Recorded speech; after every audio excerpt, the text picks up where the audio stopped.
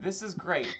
Alright, I'm going to mute people just because I want to give Esso Tiger the floor, who's been so patient as we figure out. Thank you. This is the magic of nice. Alright, I'm just going to do one more thing. I think we're here. If I can steal 2 more minutes, I want to just stream my thing. I can share my screen now with here.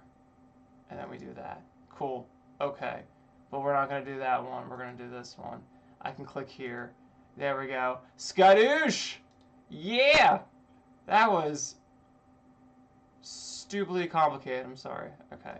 So we can do here. This is great. I'm going to be a dog again. And then Nice can stop wasting everyone's time. Yeah. I hope you can hear my music well, Nice. Yes. I guarantee you I can hear everything now. There was some button I didn't press that was so obvious, and that's pretty much how it always works. Yes! Okay. I think we're good now. I think my drama's over. My drama's over. Thank you, sweet Jesus. Okay. There. Scarf. Arf. The ARF scarf. T minus. Uh-oh. We're so ready. We're so ready for adventure. Yes! Oh! Only 45 minutes late? Oh, what a record! Great. Wait. I think I have my stuff together. Can I do my... this there? Okay. Cool! Okay. I'm done being a brat. Take the floor! Okay. Welcome to welcome to me and Nice explaining about how I made Pedestal. Pedestal! Right. Yeah.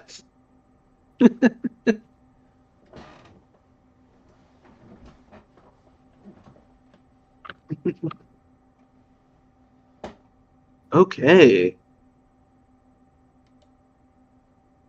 Yeah, thanks for hanging, everyone. This is awesome. This is going to be really fun. Yeah. Thank you. Thank you so much for coming in. So, me and Nice here, we're going to explain how we made our song Pedestal. We're going to play through the whole entire track, and then we'll dissect it, and then we'll talk about how I did each part and what Nice did for each part. So yeah, let's get straight into it. I hope you can hear my FL. And just pray that I don't screw anything up. You'll be way better than I just was for the past half an hour. All right. Oh, let me set this.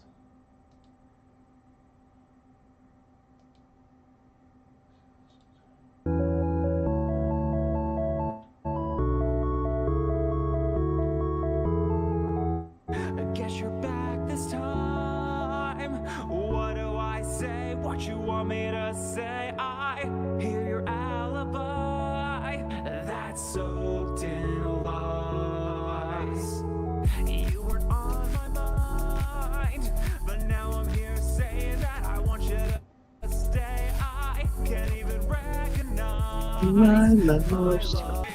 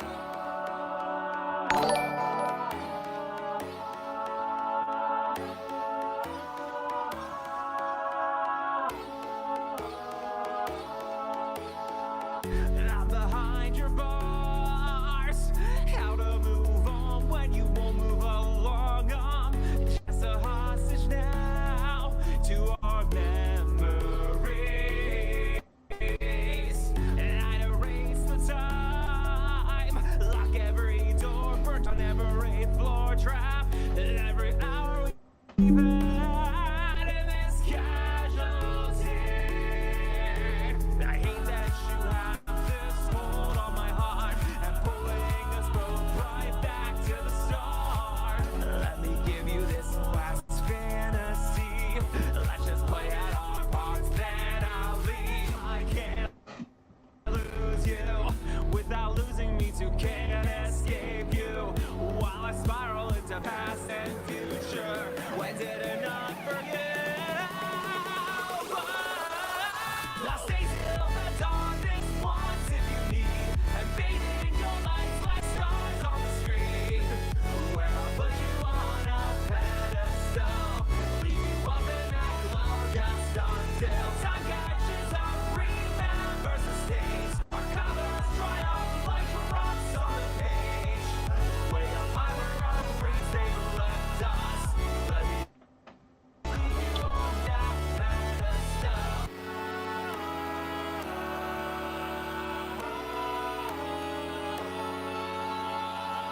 Way up high where our dreams they've left us.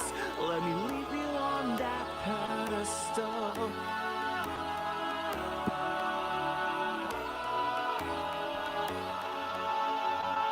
Way up high where our dreams they've left us. Let me leave you on that pedestal.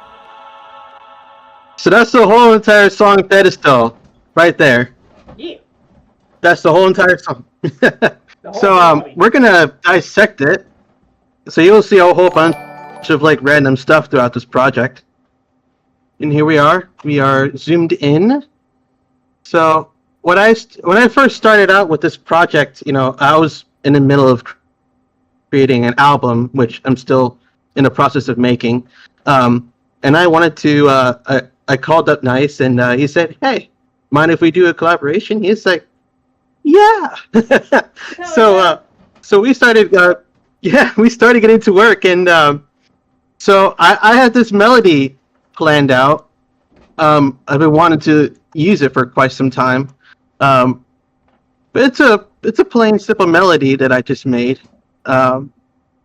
So what I used this plugin called Master 2.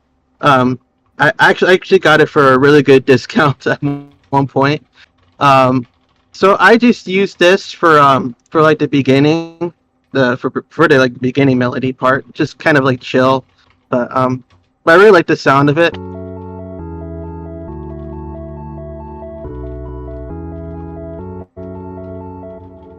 And I really like how it has that tail reverb.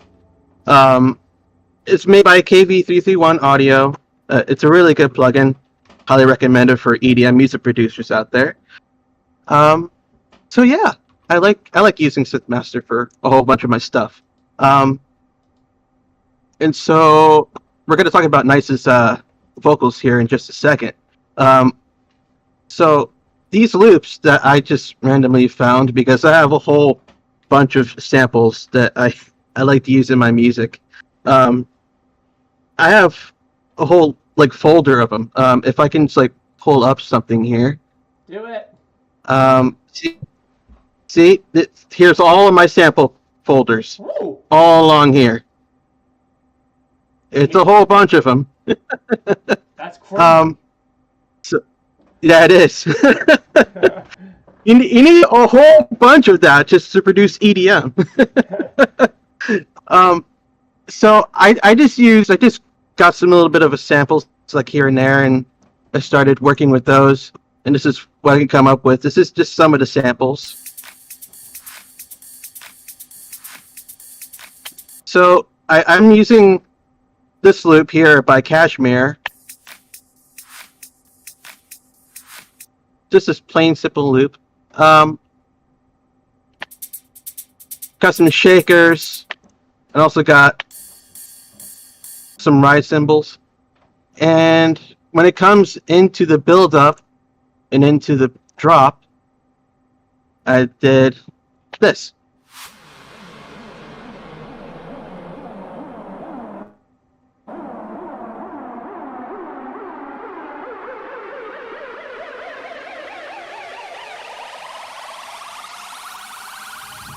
Yeah, I like that a lot. That's cool. Yeah. So I added this little part before the drop. It's like a really good entrance to go straight into the drop. For the bass part that I used, I like to use this as my secret weapon because I call it my secret weapon. I'm using Martinic key bass, which creates a whole lot of good subwoofer type of sounds. And so I just use that. And for those of you that have headphones, you can be able to hear it.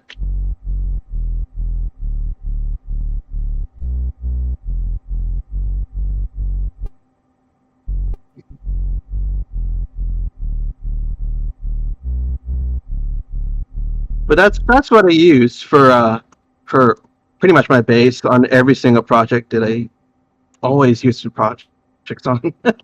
And then I have these little lo-fi kicks, which are not really thumpy, but I usually use really thumpy kicks at the drop. And then I have another cashmere fill leading straight into the build.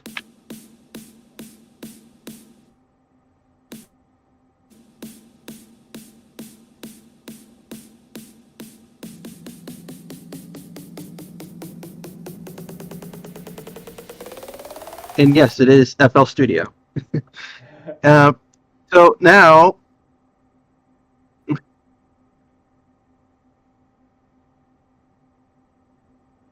we're going to sample Nice's voice here. This time, what do I say?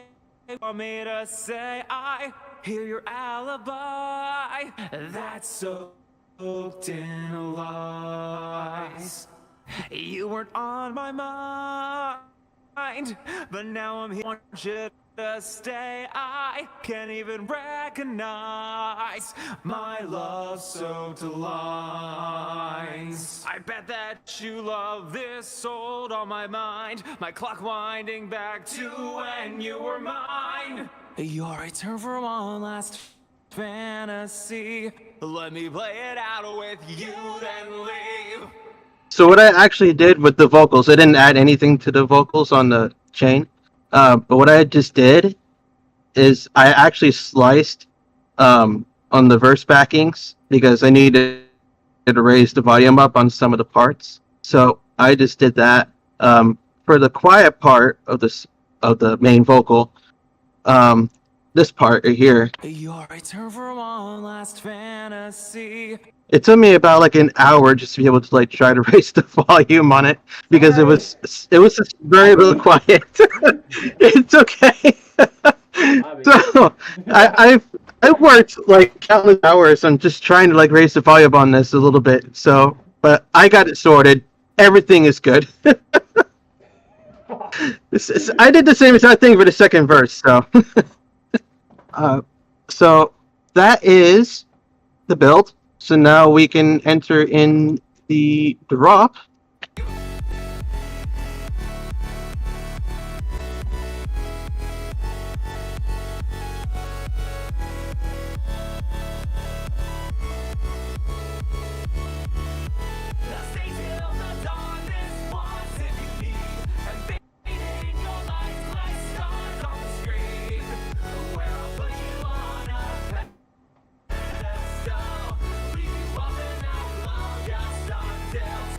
So what I used, so this is a kick that I like to use. It's a kick that one of my producer friends gave me, and it's really thumpy.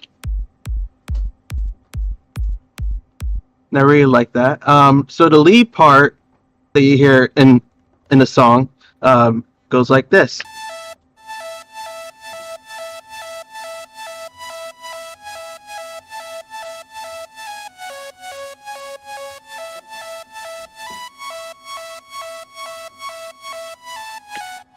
So what I'm using for that is I'm actually using Vital.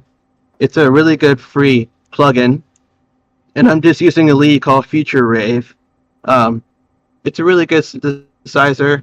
I love it. One of my friends recommended me to get it, so I got it. It makes really cool, interesting sounds. So we have turn up some of my things here. So I got Vital again. This is actually just doing the chords.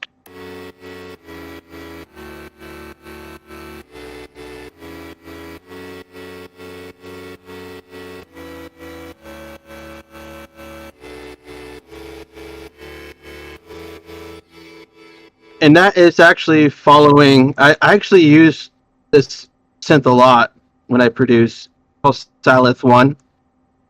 It's a really good synthesizer that I love to use. I've been using it since the beginning of my career, so I love using it.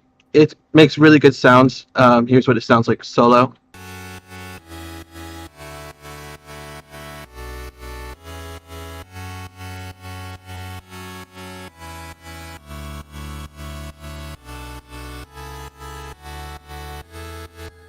So that's the so that is the drop section of the song, and for bass, I'm using Serum 2.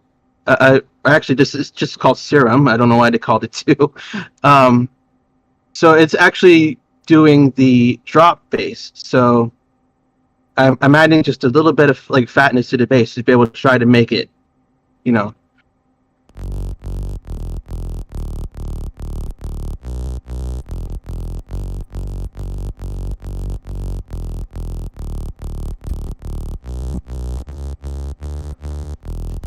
So that's what I'm using for the bass. And then we have nicest other vocals down here. So I'll go ahead and solo the vocal parts. So what I actually done here is I've actually, when he did the extended version of the song, but right here it leads towards the into the I don't know what they call it into the break, I think. So just kind of let the track breathe. So what Nice did, he actually extended out to the break. No offense to you, Nice, you did a good job. But what I did here is on the last 2 bars of the drop here on the first drop, I actually included his main left, right, and the backings. I'll stay till the dawn this once if you need, and bathing your lights like stars on the screen, where I'll put you on a pedestal, leave you up in that glow just until time catches up, remembers the stage, our colors dry up like drops on the page, way up high where our dreams they've left us, let me leave you on that pedestal. So instead, just like having like the vocals go all the way, I'd like to trim it up a little bit because it's the same exact thing that we're gonna have at the end of the song. So I just shortened it up just a little bit, and then I introduced the choir parts.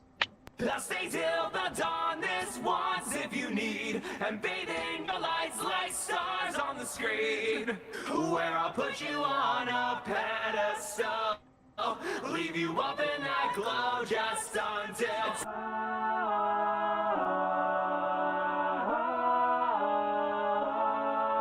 So as you may heard there, I actually included a filter, and I had to turn the filter down on it so that I can let Vital do its parts up here. Let me turn on my side chains here. Okay.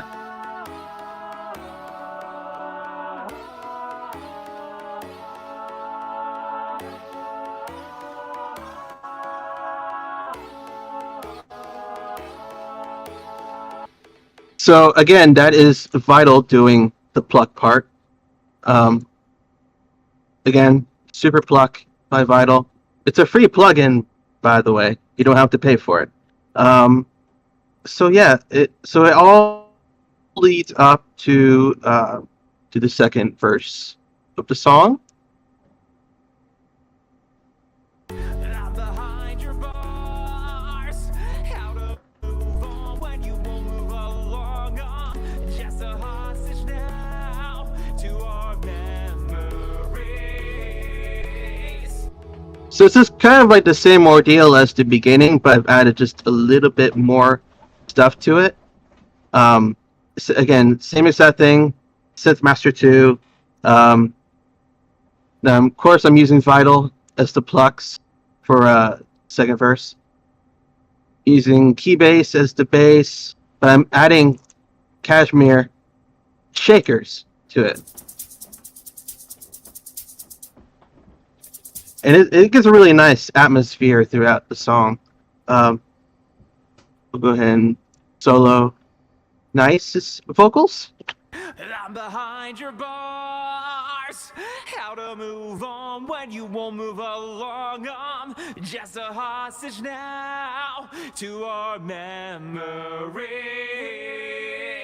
I'd erase the time, lock every door, burn down every floor, trap every hour we've had in this casualty. I hate that you have this hold on my heart and pulling us both right back to the start. Let me give you this last fantasy. Let's just play it our parts, then I'll leave. I can't lose you without losing me too. Can't escape you while I spiral into past and future. When's it enough for you? That is some really good singing right there. Oh, thanks.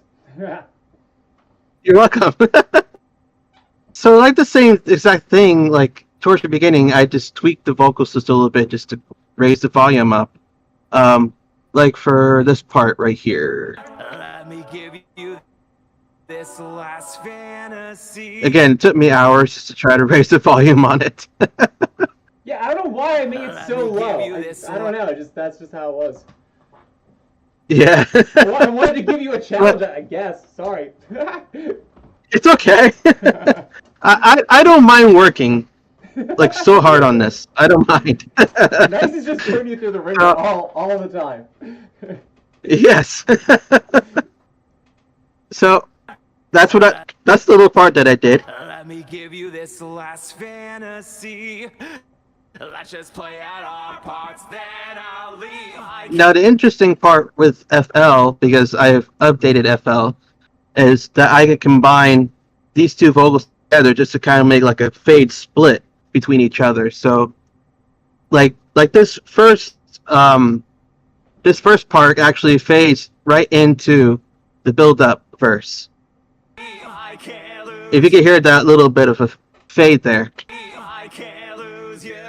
Without losing me too, can't escape you while I spiral into past and future. Yeah. When's it enough for you? But you can actually hear that fade leading into the build. So the build is like the same exact thing, but I'm including the kick onto this one because I had to include some other stuff into it. So this part right here.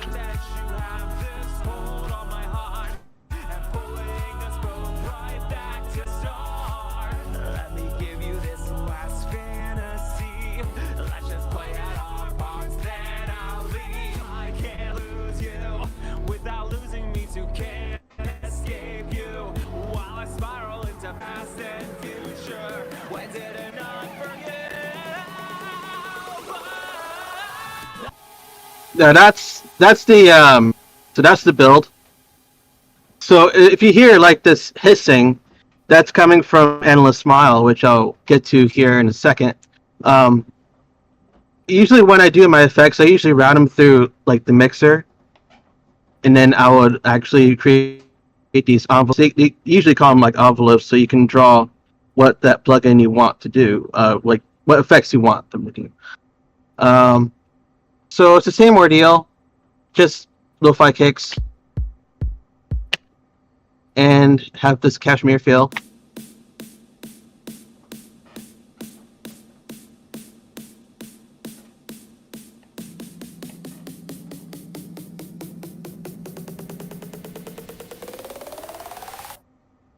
And then I have the long sweep and the top samples.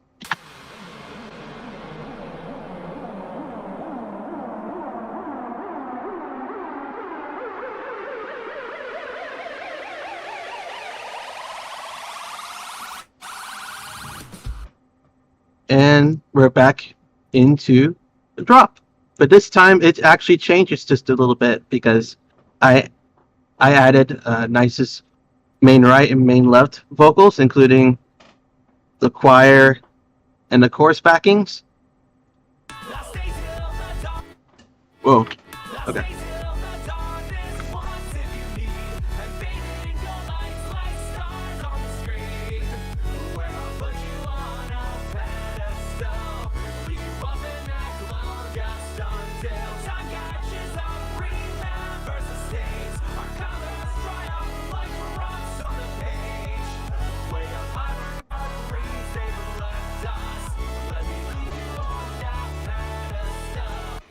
So let's solo the vocals real quick along with the choir. Yes, I always like to hear more of myself. Excellent. Yes. Stay till the dawn this once if you need, and bathe in your lights like stars on the screen. Where I'll put you on a pedestal, leave you up in that glow just until time catches up, remembers the stays. Our colors dry up like drops on the page. Way up high where our dreams they've left us. Let me leave you on that pedestal. So on this last part of the song, I have to bring everything back in. So I'm actually using Vital, and I'm actually using NIIC's choir and his main, because when we talked about the song, I wanted to add like an ending to the song. So I just cut up some of the vocal parts, and I just did. Way up high where our dreams they've left us. Let me leave you on that pedestal. And that's what I did for the end, along with the choir.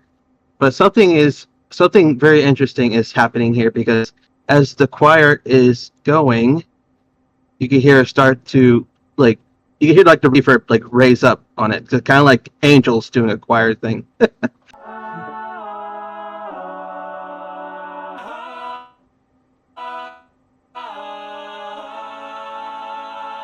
Way up high where our dreams they've left us. Let me leave you on that pedestal.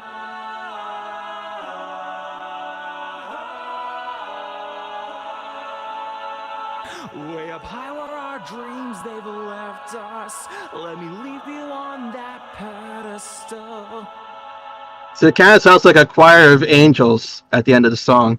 What I'm doing with Vital here, I'm actually turning the intensity down into a pluck sound. So actually go to Vital. So at this part, you'll actually see the sustain go down.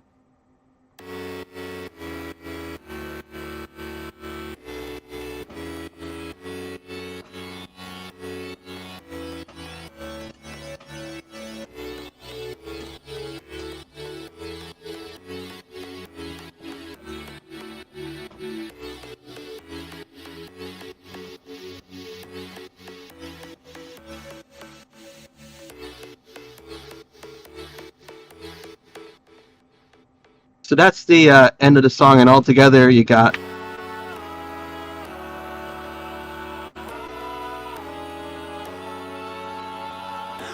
up high where our dreams they've left us. Let me leave you on that pedestal.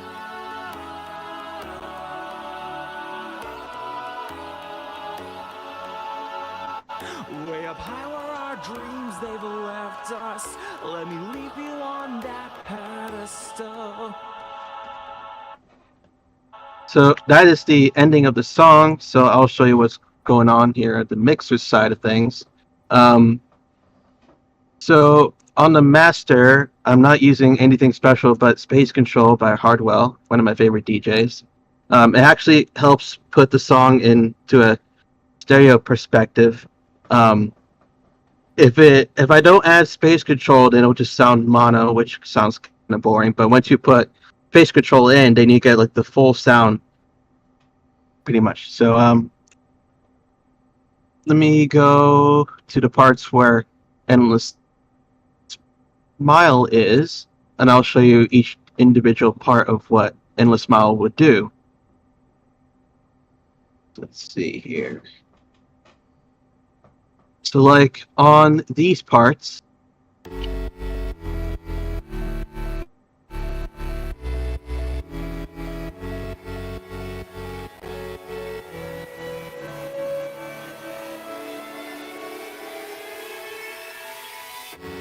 so what actually that is doing is actually it helps create my build-ups, and it helps make my life so much easier. So this is Endless Smile by Data Life, one of my other favorite DJs. So what this does, if you like solo a certain synth, like I'll take the Synth Master 2, I can actually do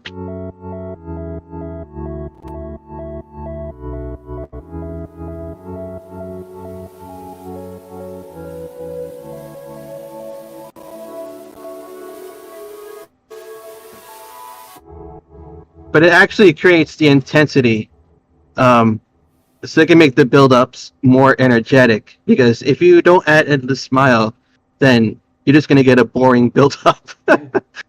I've learned that from experience. Trust the creepy cartoon. Always trust the creepy cartoon. Yes. So what I'm adding is a whole bunch of Kickstart by Nicky Romero, one of my other favorite DJs. So this is kind of like a sidechain type of thing. So if you, let me see here. Okay, so I'll show you what Kickstart does. Is this with? Without? So what it's actually doing is it's like chopping my synth, because when you have like a drop into a song, you don't want the kick to like overlay all of your sounds on that drop. So what I actually did, took all of these synth parts, and then I sidechained them with Kickstart 2. Let me go ahead and there we go.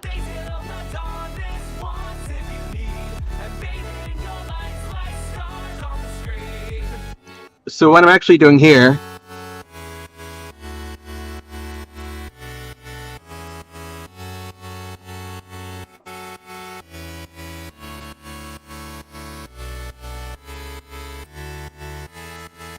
see, that's with Kickstart 2. This is without, again.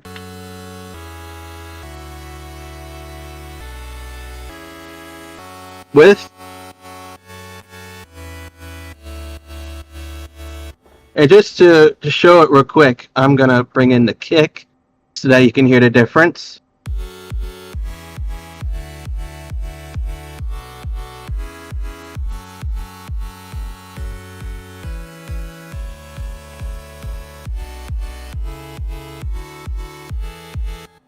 It makes it so tight, and it fits the kicks perfectly. Yeah. So what else we got? We got the bass. Again, using Kickstart. And I'm using a plugin by Data Life again, Sausage Fattener. And what that actually does, it actually fattens up the bass, because what if you had a bass and it just sounds way too thin? You want to thicken it up, right? So this is without Sausage Fattener. Well, that sounds kind of boring. Let's add Sausage Fattener. It makes it more intense. Sausage Fattener. Yes. So again, I'm using Kickstart 2, Endless Smile. I don't know what this part is. I forgot. So yeah. So that's pretty much the entire track. I don't believe I have anything else to show, but one other thing is what I did with the choir. I actually used Endless Smile on the choir part at the end. So let me go ahead and solo that.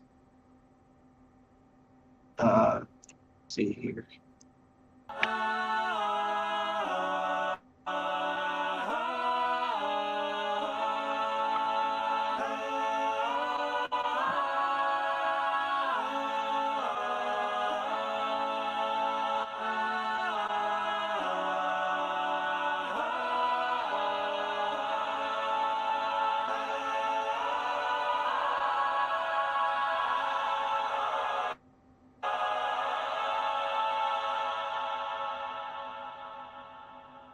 So that's what Endless Smile can do.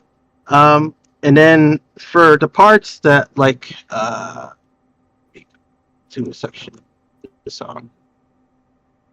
Like for this part, for example, with the choir, with the filter, I'm just using just a built-in like a filter, built-in filter with that comes with FL Studio.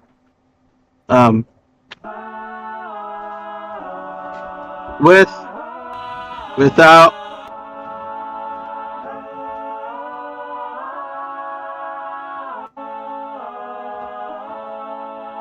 just to kind of like just kind of like tone it down like when something like this is going on.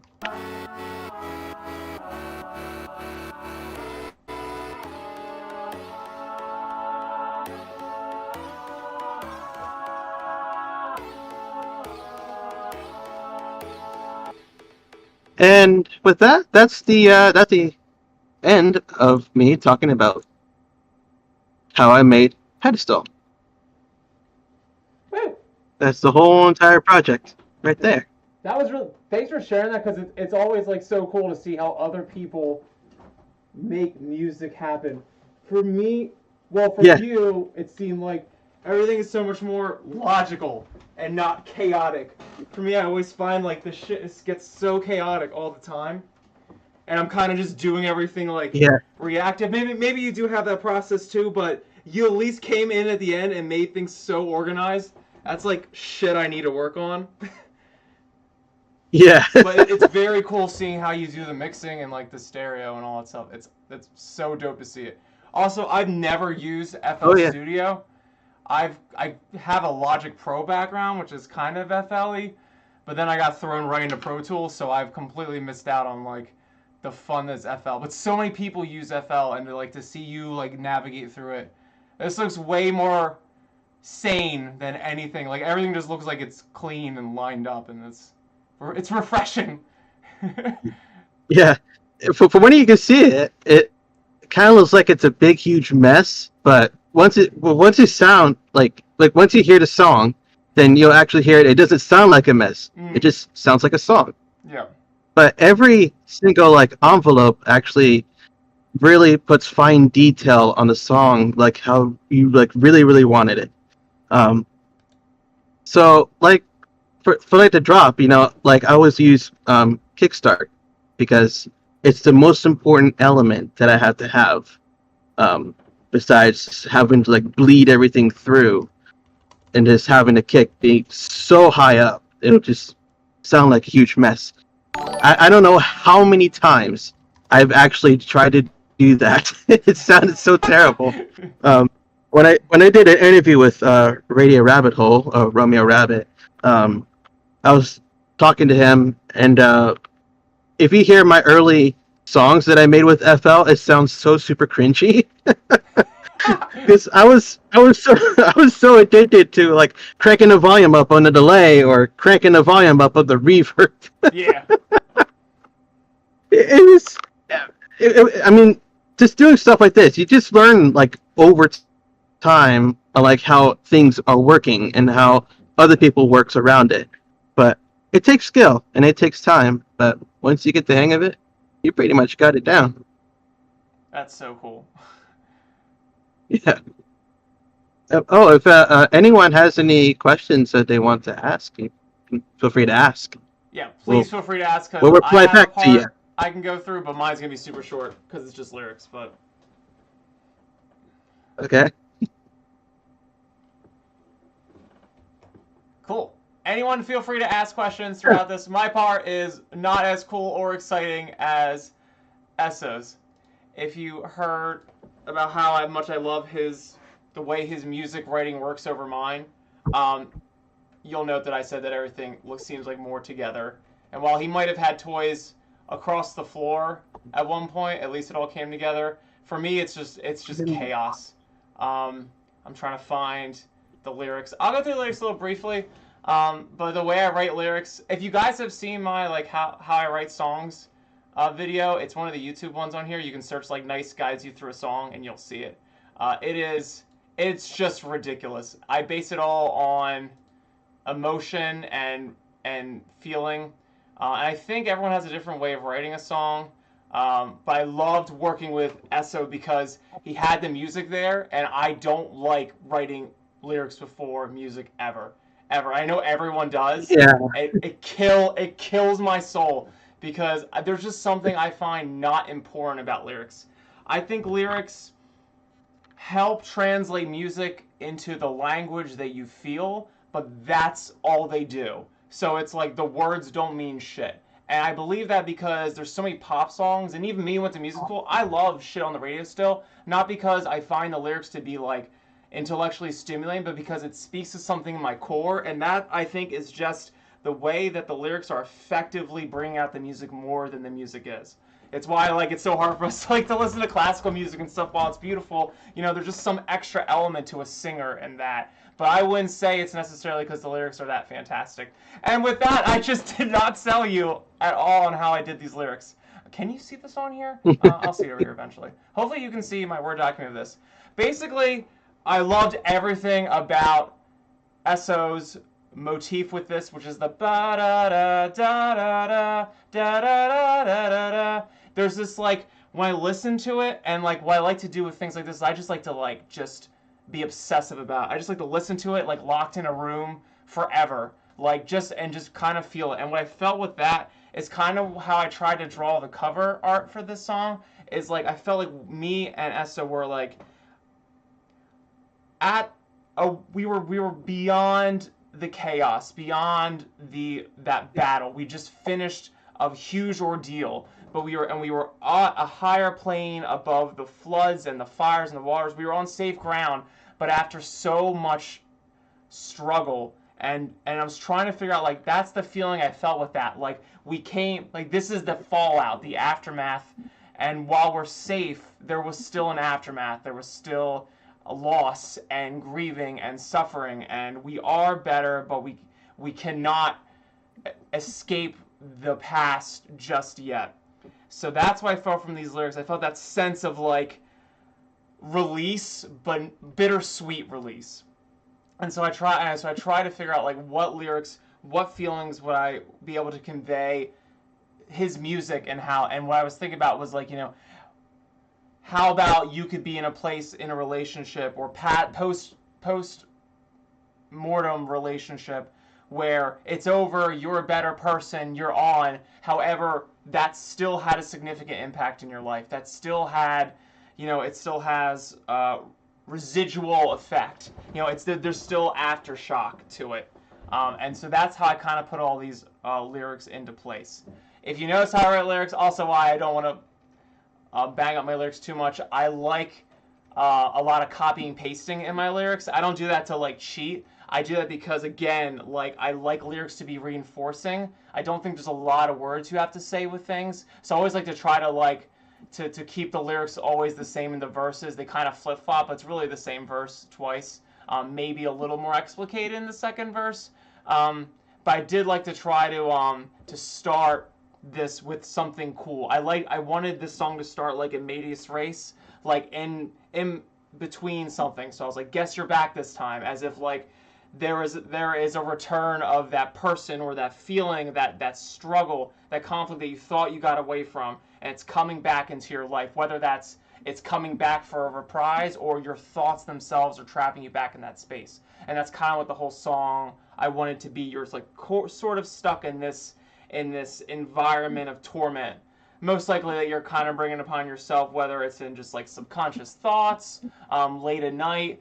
So that's kind of what the song's really about for that. And you almost entertaining, you could either look at this two ways, as if this person this lover you've had literally has come back into your life, or that the feelings and the thoughts and your attachments to this have returned, and you're just fighting this with yourself. I like the latter one, but both totally work fine.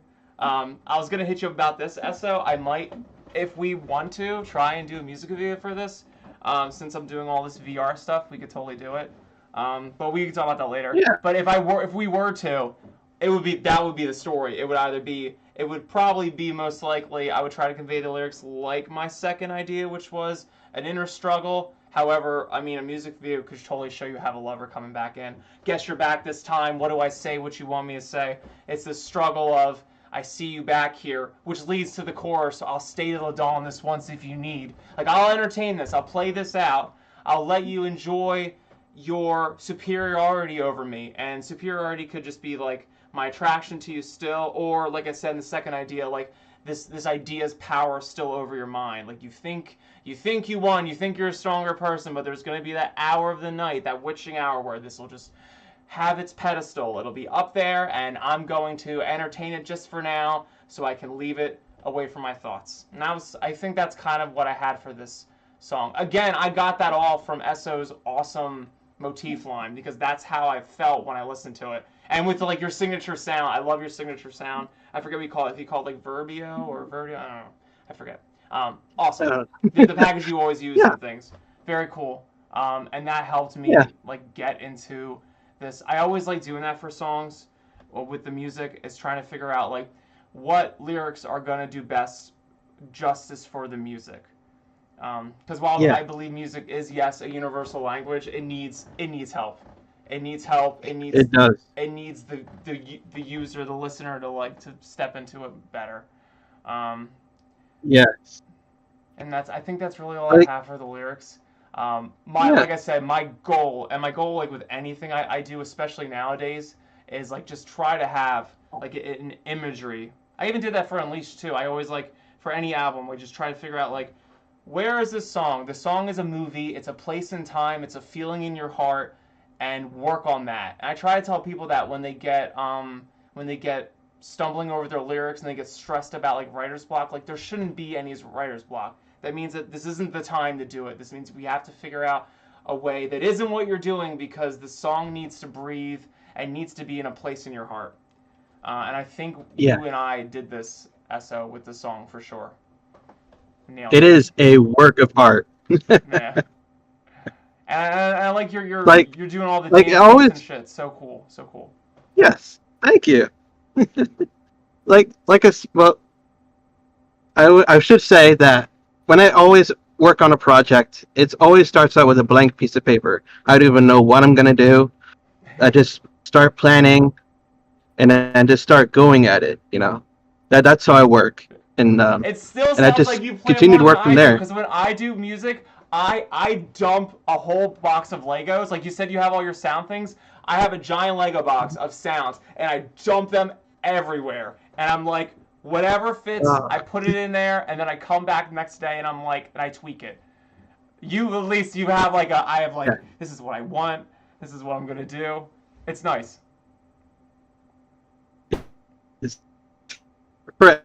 So I working with that.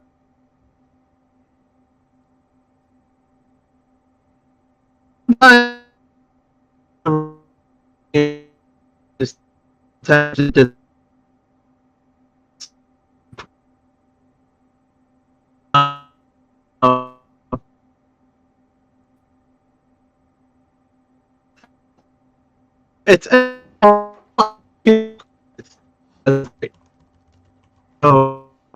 always try the way I have to stick.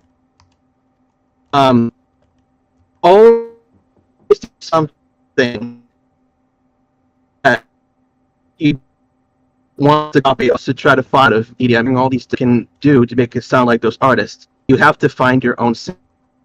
Yeah. Yep. Just right. But I like working with different things. I'm experimenting with different things, and this one in particular is just a beautiful masterpiece.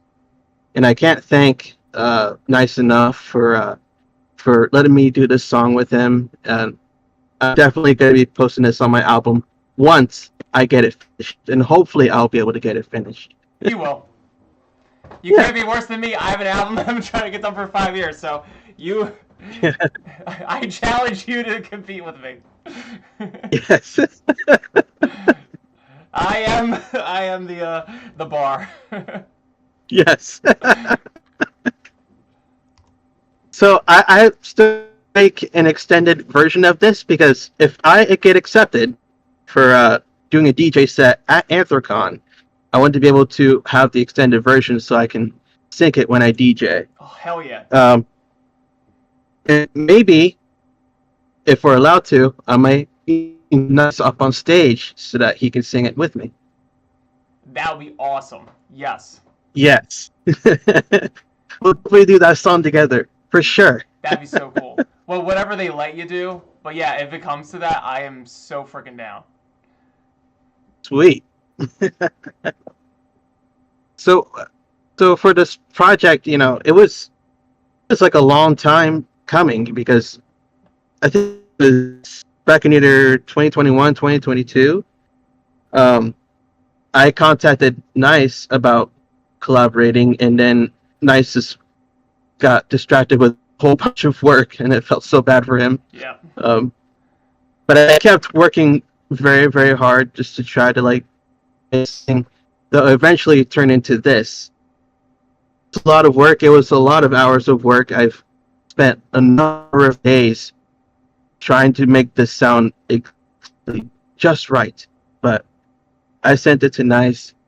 He really loved it. Mm-hmm. In about a year later, it all came to life. Like, whoa, what happened there? But I'm very happy with this piece. Yes, I'm very, very happy with this piece. And once released the song on Spotify now, we have over 1,000 listens of our song. Yes. It is crazy. 1,000 listens. That's right. It That's is how we do. insane. That's how we do, Esso. Yes. I'm so proud of how this best piece really came out because, trust me, it was a whole bunch of blood, sweat, and tears, but we managed to punch through the wall on this one. So Yep. I absolutely love it. And I love working with people too.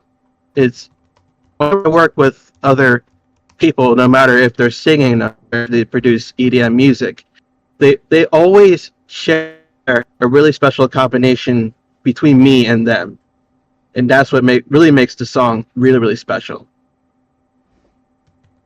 Hell yeah. Yeah, that's the whole entire song, right there. And I did it with just headphones. Didn't use any speakers. Just headphones.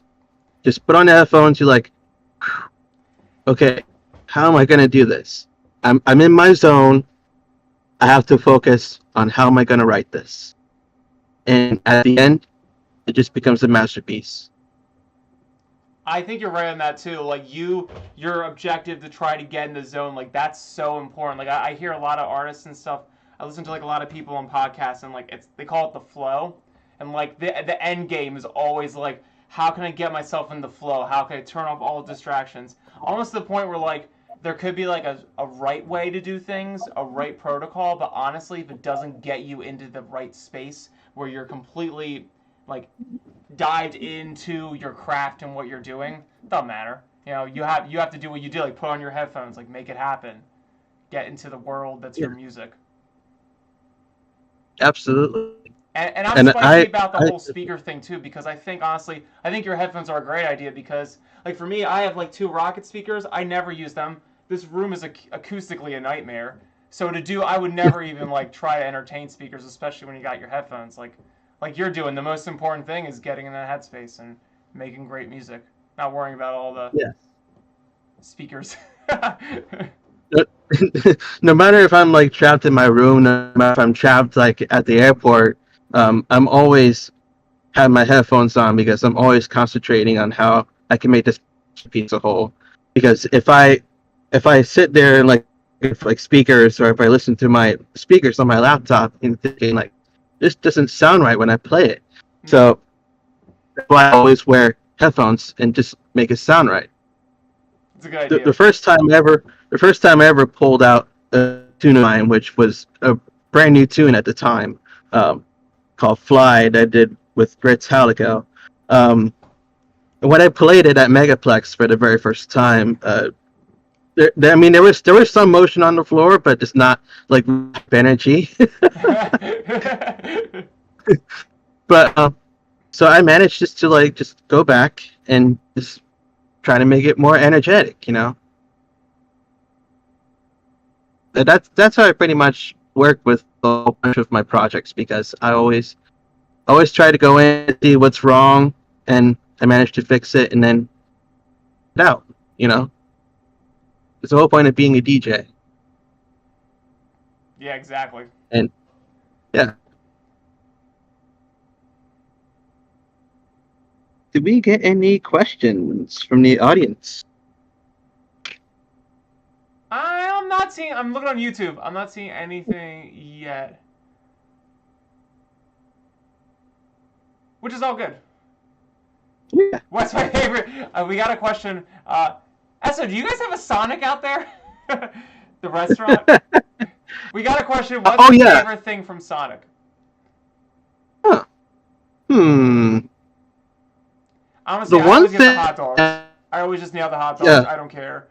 I never find a fast food place near me that will just rock hot dogs. So I'm like, I'm gonna get a hot dog. This is what I got. Yes. For me, I would usually get a really good cheeseburger with fries and a cherry slush, and I would get a Sonic. Because my favorite food is pretty much burgers. You told me that I want a hamburger or a cheeseburger. I accept it.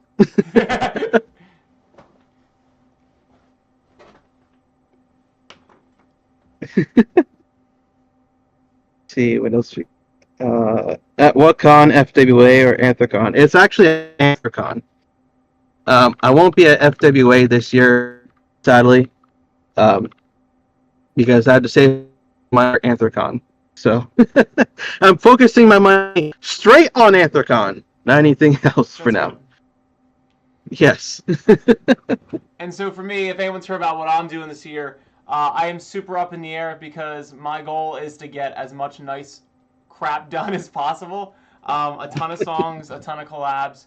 So I need to, and if anyone knows, I have a very aggressive work schedule in my real life. So it's really about what chances I have to do things. Like Esso's doing, I am most likely going to prioritize Anthrocon, because that's the place that everyone's probably going to do something at.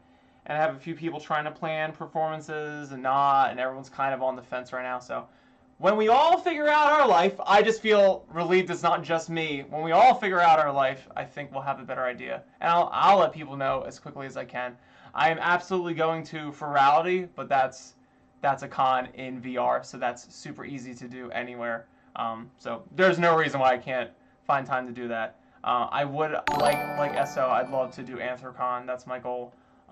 We were invited to a place in North Carolina in September. I just need more details with that, and I'm not sure what's going to happen with that too. But I will iron out things as quickly as we can. But I love to do things. Worst case, next year will be the year that I get back up and running with cons. I'm concerned that if I jump into all that stuff real quick, I'm going to miss out on a lot of great chances of people to do awesome music. So my balancing act is my priority this year. But definitely Ferality, and if I do a physical con this year, it's going to most likely be Anthrocon. But stay tuned. I will definitely not keep you guys in the dark about it. So, and Esso, if you're there, I hope to see you there at Anthrocon too. That'd be fun as shit. I'm already registered. Awesome. We're at the hotel figured out, so I'm definitely going to be there. Sweet. And hopefully I'll get a DJ slot. Yeah.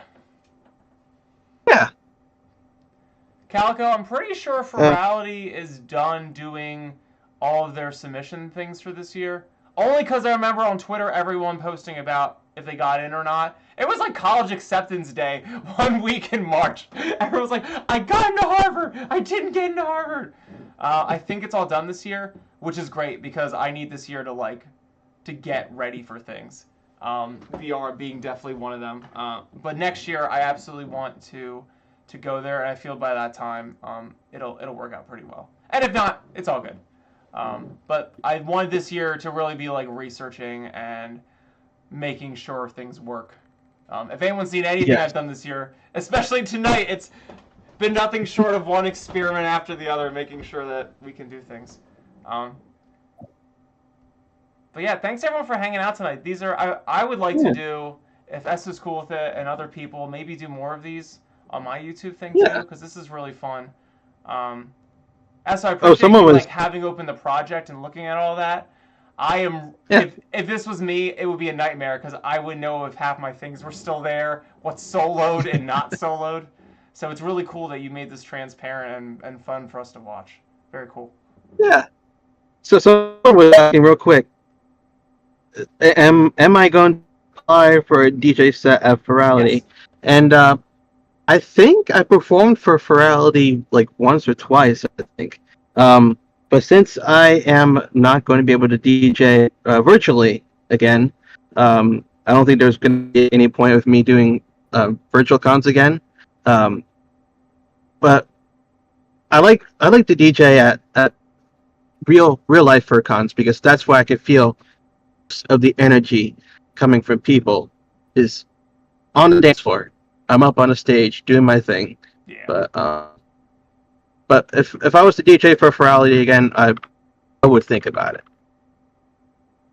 When I first started DJing, I DJ'd for about 2 hours for 4 nights, and I think it was for CouchCon. It's like a virtual Comic-Con, but me DJ'd for 2 hours for 4 days. And it was the best experience ever. Yeah.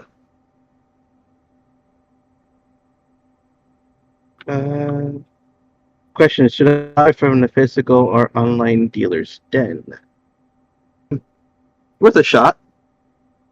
I mean, it's totally up to you of what you want to buy. Not up to me. Not up to NIIC. Just depends on what you want to afford. AC or Ferality? 1989, you mean AC or Ferality? I don't know what you mean by 1989. Oh, that he's asking the other guy in the chat, 1989. Oh, okay. Yeah. Okay. Yeah, Ferality is the only VR event. It is. It's not a real. Yeah, it's not a real furry convention. Yeah, it's not brick and mortar. Yeah. It's in your heart. Yeah. I actually performed for virtual Texas Furry Fiesta back in 2021. Oh. It was the best ever. It's like another huge convention because I didn't know if I was ever going to get accepted to DJ virtually for them. So I got the notice that, hey, we would like for you to DJ for Texas Furry Fiesta virtual. I was like, head on, you know? Yeah, it's awesome. It's so awesome. The staff were incredibly nice. Just everyone behind the scenes were extremely nice. Of course, I had to keep my set under an hour because I can't go above it. So yeah. That's still enough time to have fun. How was our weeks? Well, considering the fact I am working at my local airport Tuesdays and Thursdays, so I've been busy doing that. But other than that, on the off times, I'm usually productive. I'm in a productive zone when I'm at home. So, but other than that, my week is going just fine. Mine is a week. It's a week. Sleep is not a priority, but we're doing a lot of awesome things, and I am not letting long hours at work get in the way of all of our fun stuff we're doing with NIIC. If you guys came to our karaoke night in VR chat on Wednesday, you're amazing. Thank you. That was just like this, another test where things went wrong, and it was such a blast, and we all got through it, and it was fun. And I appreciate everyone being there. We want to do that a bunch more times too. On the side with Esso and doing DJing, we are starting to look in the Thanksters for DJs and things like that to possibly do a DJ night instead of just karaoke. So maybe one night we all have fun and showcase singing and just horsing around, but also another night we could just have like a rave. And not even like a rave. It doesn't even be that stressful. We were hoping something a little more organic and not stressful, where anyone could have fun and have little sets and we all hang out. But that was the purpose of this week, was to try to find more social things to do. And I'm not trying to get like heavily immersed in VR, but I love it for the fact that it's like another way to meet people and hang out with people that have been trying to see me. And if you guys have been following me forever, you know I'm like impossible to find or do anything. I'm always busy and doing stuff. So finally having friends help me get onto VR has been a cool chance to meet people I otherwise wouldn't have. In my mind, it's like a all-access con all the time. If you do it right, you just gotta, like much of the internet, you gotta navigate through all this shit. It's so worth it though once you have a strategy. But the past 2 weeks have been me learning that strategy. It's been a very exhausting couple weeks, but there's been goals, and I feel very fulfilled, and I will sleep when I'm dead. That being said, I'll be on VR chat in a little bit. And on that note of irresponsibility, I will also be on later. Someone was asking me, am I TSA or what? TSA certified? TSA certified? Can you be that? Are you are they asking you if you're a TSA person? I don't know if I'm a TSA. You have to forgive me if I don't understand questions much. TSA. Well, okay. Let me try to explain if I can understand them right. For me, being a lay person that has also a gay person, a gay lay person that has no idea about airports or anything other than what I think I know. For me, a TSA person, in my head, there's this person called a TSA agent, which is like person at security at like airport checkpoints and things. Also, I'm all of this terminology, but I think what this person's saying is the way I think about it is like, are you a person? Are you like a TSA agent? Are you a person that would be at checkpoint? Is that a word? I think so. Air check, like going through the check line. Yeah. God, I'm butchering this. Everything is like you go through, and there's like the metal detector and the people that have to like make sure the place is safe and every passenger is safe. I guess that's what they're asking you. Well, for me, when I work at my local airport, I'm usually a facilities worker, which means I get to move around planes, I get to work on planes, I get to help with, I get to help with the volunteers that needs any of my help. So that's what I do at my airport. Oh, cool. Okay. Yeah. Let me see. Let's see. Yeah, I'm not working. Yeah. Very cool. Yes, I answered that question. Thank you, sweet pause.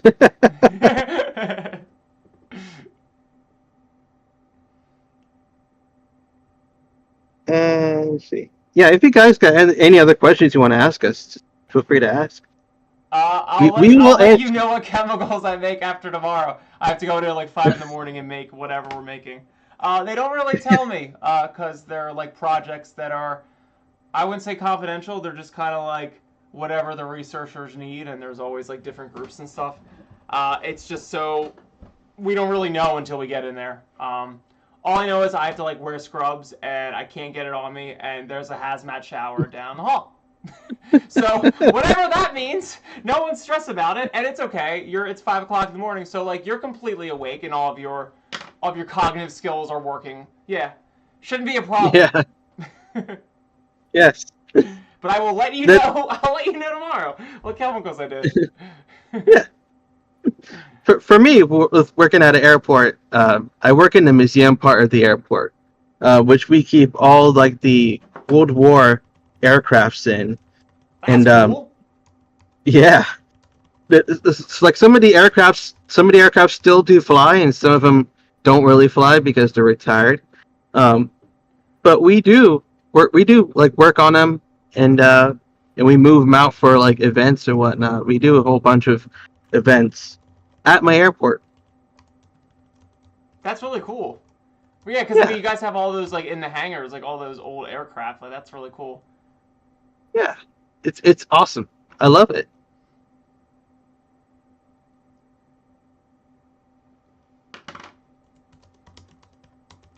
Sweet Paws, now you're making me feel like science. You blinded me with science. Science is great. Blinded me with science.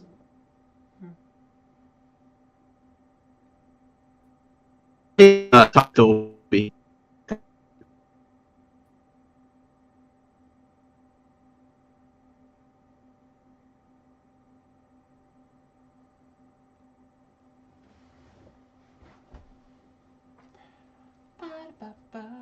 Think so.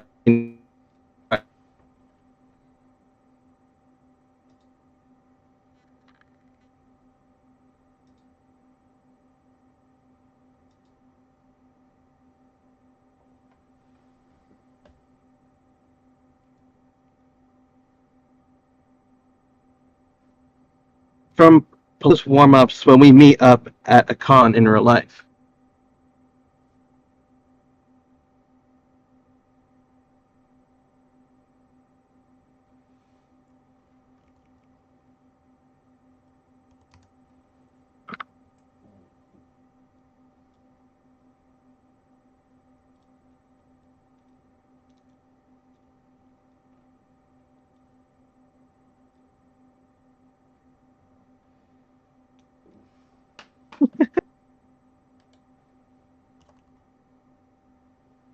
Bill 19.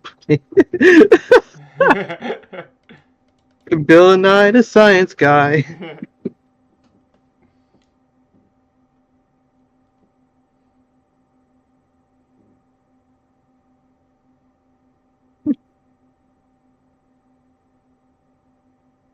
Science dog, the science dog.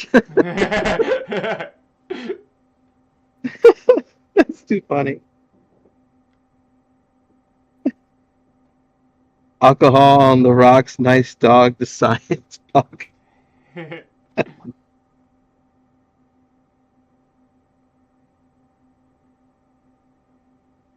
I can't remember. I think I've been into like a science class. I think back when I was in like fifth grade. I think that's the only time I really learned science in my life. It was just that 1 year, but I was like, okay, I don't know what every single thing does. I can give it a shot. And then after that year, I completely forget everything. and so never looked back. He's like, that's all I needed to know. Yes. Out the door. It's okay. I got that little bit of information. I can probably store that in my head. But it comes to mathematical problems. That's the one I have trouble with. Math is not on my side at all.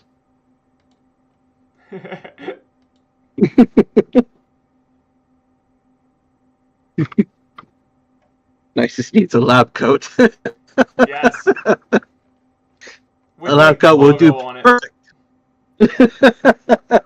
There you go. It'll be perfect to put up on the website. You can get a whole bunch of money off of that. Yes. Yes. Join Uncle Kage and and yes.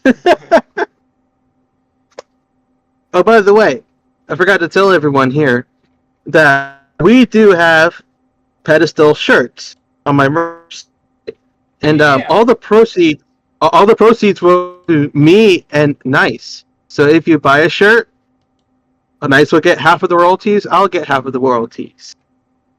It's available now. And so far, I think we had 3 or 4 purchases. And it's awesome. Thanks, guys, so much. Yeah, thank you. We appreciate it. It helps us a ton. We love that. Nice needs to pay bills. I agree. I have to pay bills too. I have to pay bills too.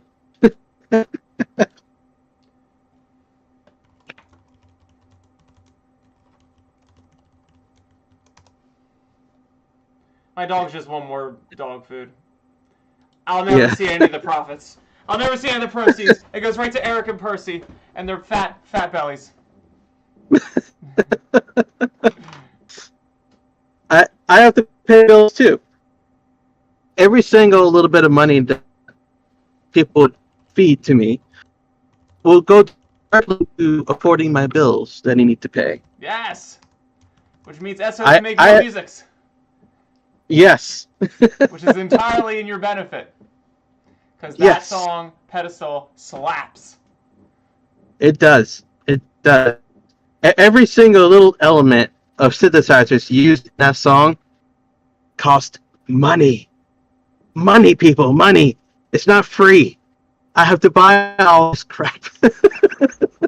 I have to buy the magic to make it happen. Yes. Must fuel the magic. Yes.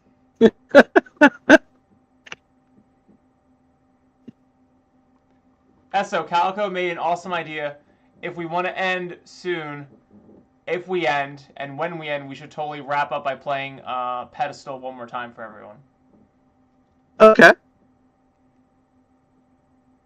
If Percy doesn't need food, he has your mattress. Yo, my dogs have been super bad recently. It's been uncanny, the amount of things. They were so good for years, and now they're just ripping up shit. They go in phases. Oh my gosh. I think this eclipse that happened has made them not rabid, but ravenously destroying things. Not even eating them, just they just want to watch the world burn.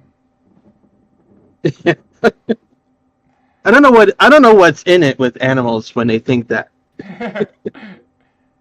I have like 3.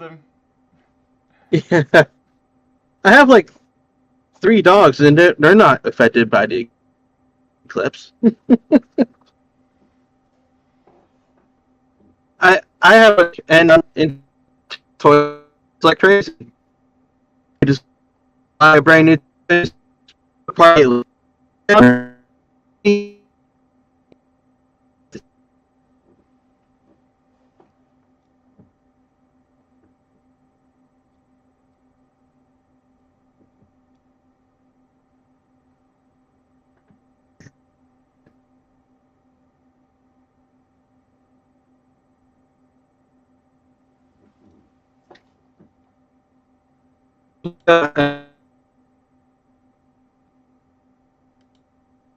From my voice, and I don't want to alert my parents.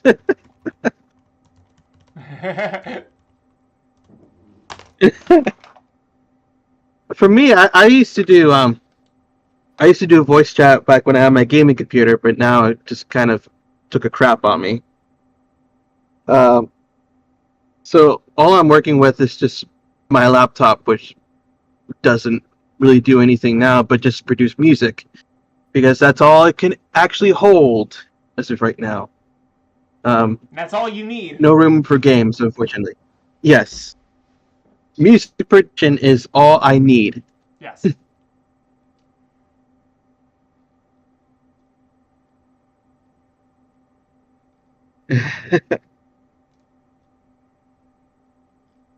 I think more they heard on the bass drum.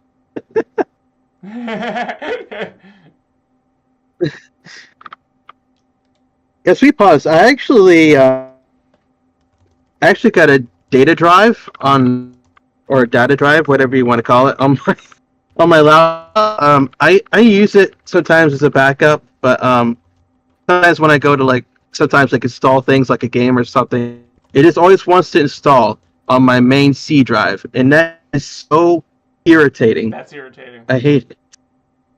Yes, it's super irritating. It's like, no, I want to move this game over to my data. No, you can't do that. That's my only problem.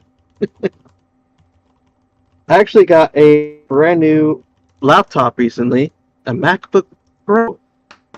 Yeah, MacBook. I love MacBooks. I just had to get a PC for VR, and I still go back to my Apple more. I'm like a Mac lifer. I had to defect for a second on PC, but I still have all my music and shit on my Mac. Yeah. For me, I'm using an HP Omen computer, and it's a laptop that's running Windows 11. And I have a Mac here that I can actually run Windows on, but I like using Mac OS. Which I'm going to be soon transferring everything over to it, because that will be my other producing computer. Yes. And the price I had to pay, the price I had to pay for it was $600 out of pocket. Wow. $600 for a MacBook, and it's refurbished too. Yeah, that's crazy. That doesn't exist. Yeah. maybe 1,600 if you're lucky. Yeah. That's awesome. I would get a brand new one. I'll get a brand new one off the shelf for about $2,000, but I don't want to go above that. Yeah. That'll be bad. But just getting one served and used, that's all I need. It's more of a friendly budget that I can do. Yes. More better than any. And also, I do iMessages, so I can message Romeo Rabbit of Radio Rabbit Hole. Yes. It's kind of like an iPhone, but it's compact into a laptop.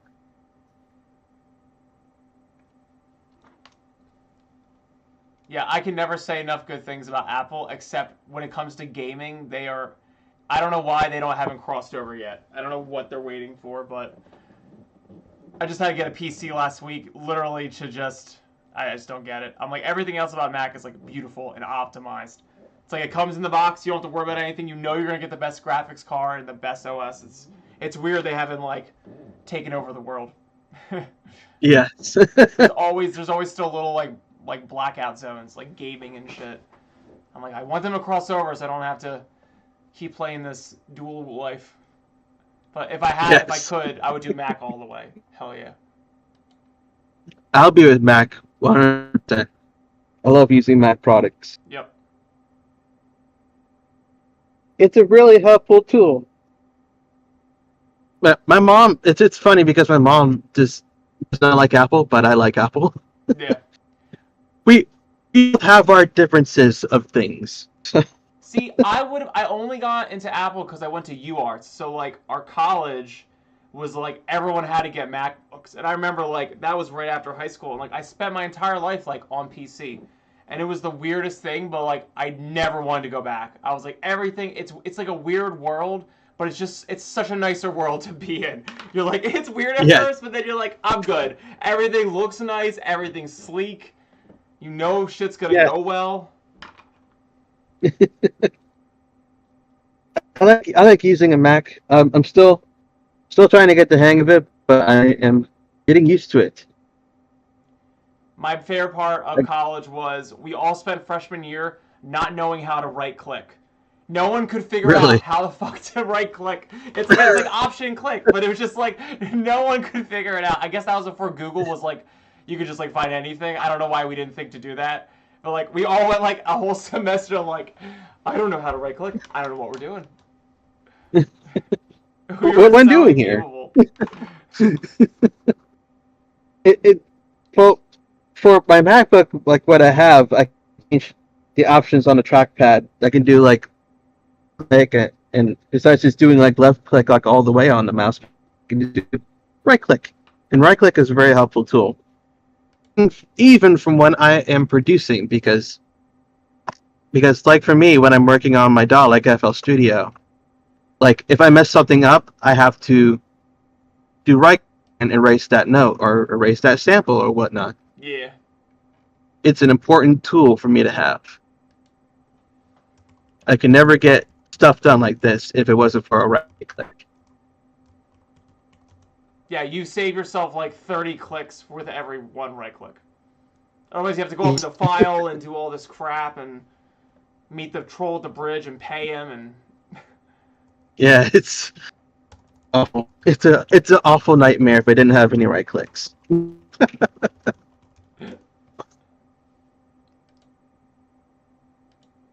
The ECRT PCs. Yes!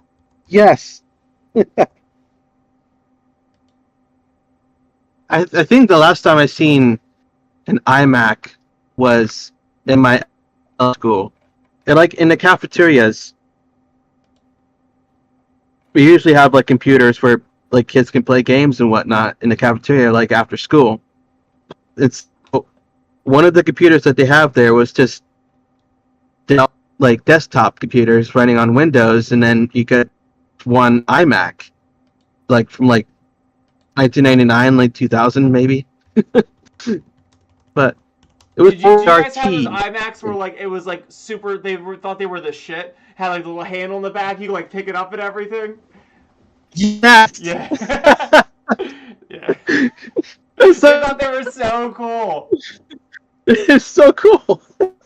Because like back like I remember like being like in Catholic school as a kid like in the 90s, like I guess our library got them for some reason. It's probably some donation from a church or something.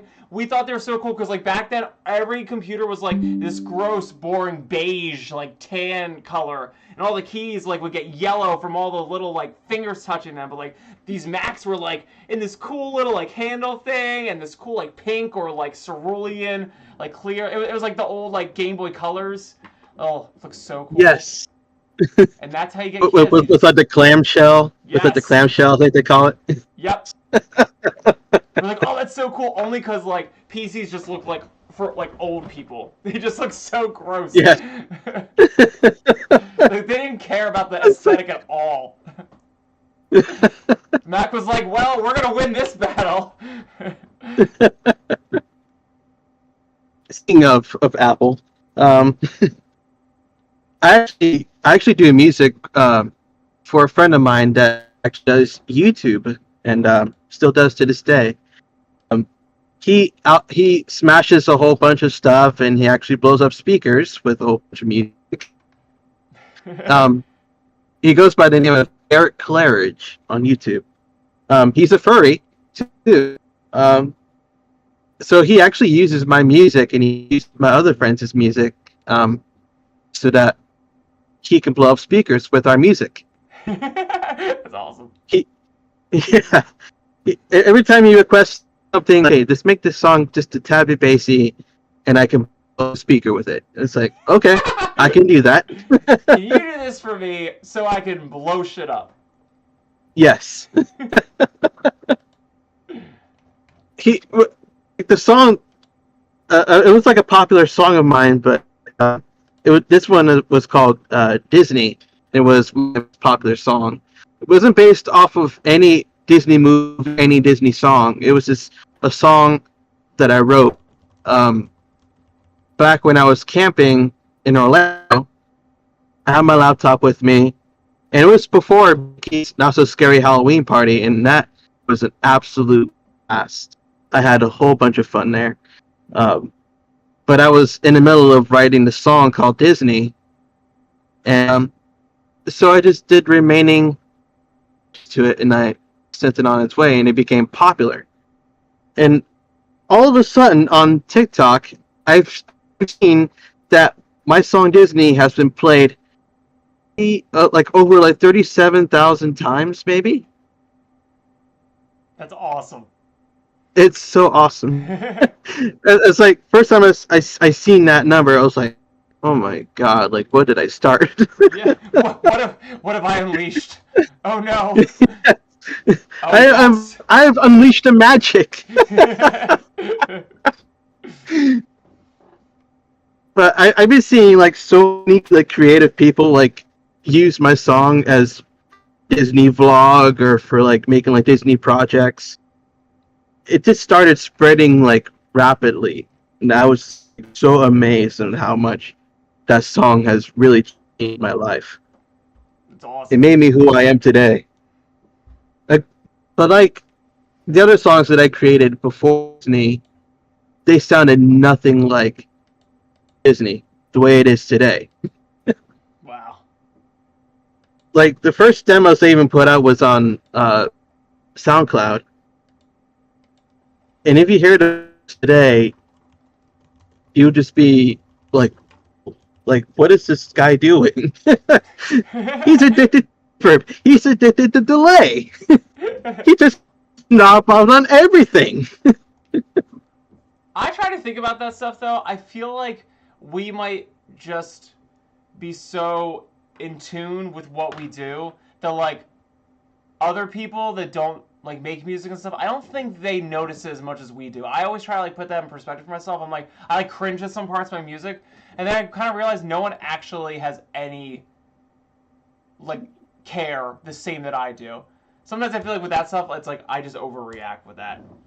So maybe to you it might be a lot of reverb, and maybe people just dig it. Maybe they don't notice it because they like the sound of the kick drum, and they get like it's like oh piece of candy. They get distracted. Totally. Yes. And that's why people like But they love it regardless.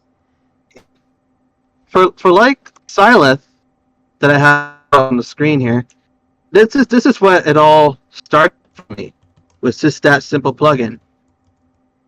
So It's cool. been with me through a lot of years. I started producing music back in 2016, because I was working with a friend of mine on video projects, and as soon as I got out of school, I wanted to do something very creative in my own way. And I remember a friend of mine telling me about FL Studio, and I remember downloading it, and I just draw down to the song, and it was so easy from there, you know. And it started to get into like know a lot more, and then up till now, I'm like so creative with it. I can do anything with it. It's like taking your first baby steps, and it's like you don't even know how to like walk it. You don't know how to walk on two legs yet, but once it's like age progressing. Like once you really start growing, then you start to get used to it more. You know. Yeah. That's how I am with my experience of creating music, and it's just baby steps. You just first steps, and then you just work your way up on what's best for you. That's the way that I see music. That's a good way to look at it. Yeah. Yeah.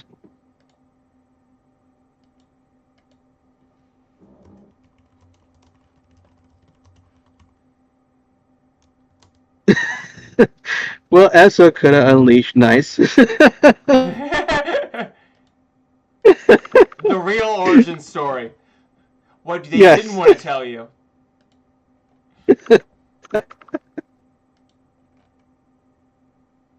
I remember the first time I ever did an interview with Radio Rabbit Hole. It's up on my sound. I actually did two interviews with him. I did one, which is just me and him, and I just did one with from Zero to Z. That's my other friend at FWA last year. So I got to talk about my process of becoming a music producer. A lot of time, I love talking about it. That's awesome. Yeah. And I don't think Nice. I don't think he ever did with Romeo. Yeah. Nope, not yet. So We'll get there I'll eventually. I'm not worried. yeah yeah. Everyone likes to hear a story on the rabbit hole. Man, you got so many artists out there that always likes to trace something that they're proud of, and like artists from like Tanya's song to like Nice Singing Dog to every single other career artist out there. I think their creativity is very unique in their own way of how they write the song, how they write the melody to the song. And every time I hear a certain song by an artist, I'm just enamored with how much work they put in a song. Yeah, you really don't realize how much like effort and talent and just painstaking blood, sweat, tears goes into this stuff. Yes. It's always like every song, like for Pedestal, for example, this tells a story. Every single individual song tells a story. Yes. It's like writing like a story like on a book, and then you start the song strong, and then you end the song strong. So it's like a storybook. Yes. And how Nice wrote the lyrics to Pedestal, it sounds like a story. It's like you're feeling like down, and then you want to feel like you want to be uplifted again. You want to fight through this situation, and then you feel brave enough to be able to overcome those feelings, and then you just punch a hole in the wall, and it's like, yes, I'm gonna rule this situation. That's the really creative spark that I find in a lot of artists today is how much they can tell their story by a song.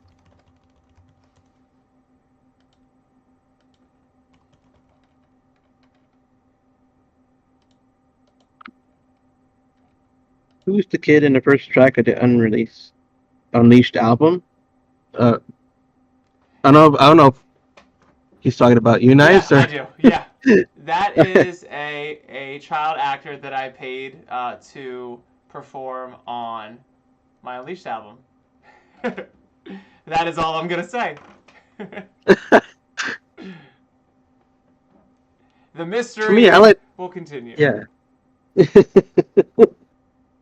I like to work with a lot of more artists, but the only thing is though that they cost like a lot of money because they want to like master their song. They want to be able to like master the vocal of the song, and it's the money range that I just can't really afford. That's my only problem because if I work with someone that they don't have a price range for, I'm all for it. Sometimes I'll just like to joke around and say, okay, that'll be $1 million. I'm like, no, I'm just kidding. I'll just work with you for that. Yeah, I think it's great when people want to set prices, and they should. They should really take this seriously as an avenue for which they set their life through. If you really want to make it the core of your thing, it's good to have make sure that you're being respected and paid.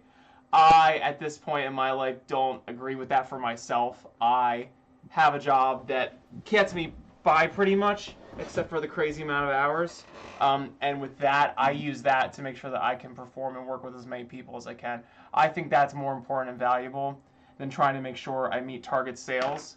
I'd like to at one point be a Disney where I can nickel and dime everything and do spreadsheets on my productivity. But I think right now, I've been listening to a lot of people on podcasts about like the meaning of fulfillment of your life. Because like you could think that you're doing something, like for me especially, like I have been in the music industry, I've interned at music houses, I've had my own sound company freelance that was shut down for COVID. I've done all of it. And every time I like drift away from NIIC or before NIIC was started, I have not felt the same fulfillment as I had with NIIC. And I think that's a huge part of it. It's like you have to be really careful. Like if this might look good on paper what you want to do, but you need to find what sparks you and is good. And you can't get wrapped up in all the numbers, especially not right away. I applaud people that can make the money and do the grind like that. I think it's more important to have the connections, to have the relationships, and see and plant your garden, and do it that way. Don't worry about all the money, because you are going to get lost in it. And money's a whole game that none of us understand and are played by way more powerful people than us. So I would not rest on money as your life thing. You will get sucked into the water with that. The connections and the relationships are more important. Granted, you want to be like Esso and get your $600 MacBook and not pay $2,000. You want to not have a life destructive event, but I think success is way measured more in influence and what lives you touch and who you connect with. I think hearing from people how much your music has changed them is worth more than the money on your sheet. And the money, taxes have to be taken out of that. Taxes don't get collected out of people being connected by your music. And you don't know what kind of impact you're putting on people, lives you're saving, what other artists you are inspiring to go on and do things. It's a ripple effect, and that shit can't be tracked with money, but that doesn't mean it's 10 times as powerful, because it is 10 times as powerful as money. Yeah. That's my end of my deep thought talk for today. I couldn't agree more. I couldn't agree more. Yeah. For me, I like to because I don't have a real job that I can earn money from, but for music is my primary job. It's my full-time job, and the only way I can make money off of it is just create music, put it out there. Yep. And everybody, that me. No matter if you're streaming it for Spotify or iTunes, it's that. Yes. Yep.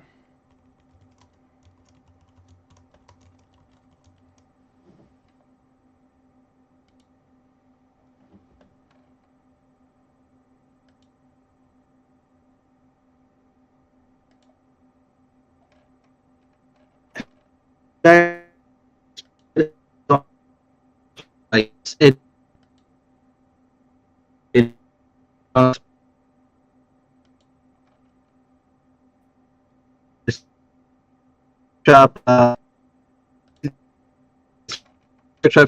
so or thing right.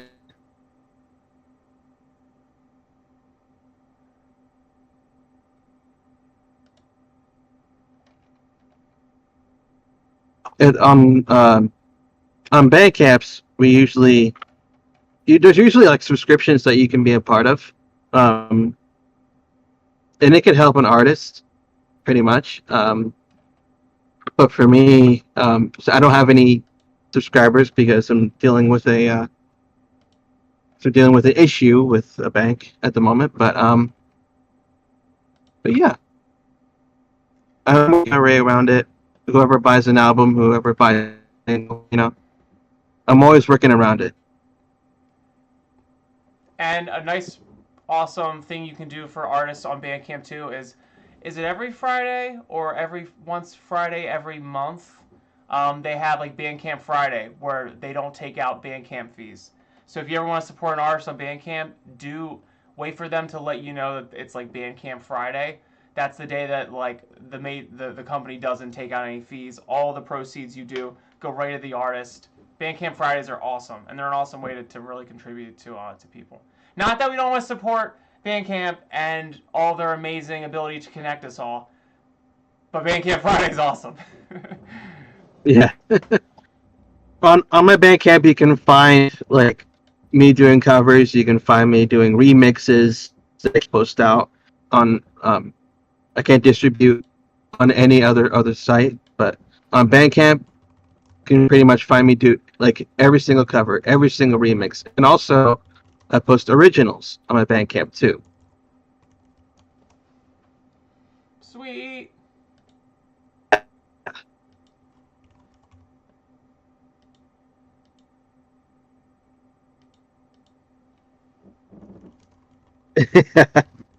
Bandcamp Friday, so they probably get enough work without being supported for just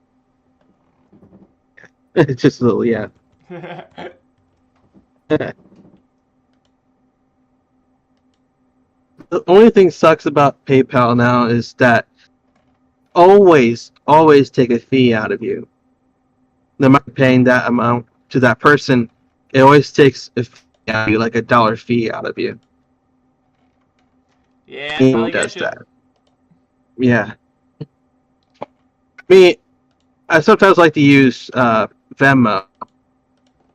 I don't. I'm not a big user of Cash App. I like using Venmo. It helps get the money to my bank, so that helps me.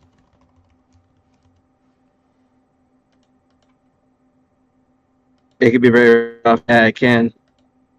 That's how I first started out. Was with PayPal. That's how I got the first dough from PayPal.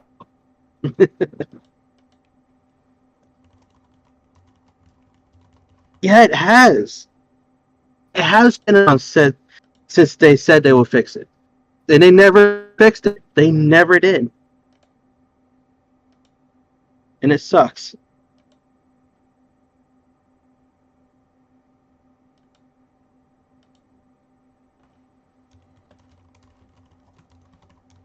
Yeah.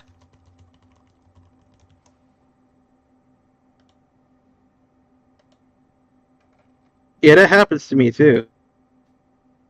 I don't even know if any other person's account was going through that. I mean, when I would send my half royalties to him, he accepts it like right away. Um,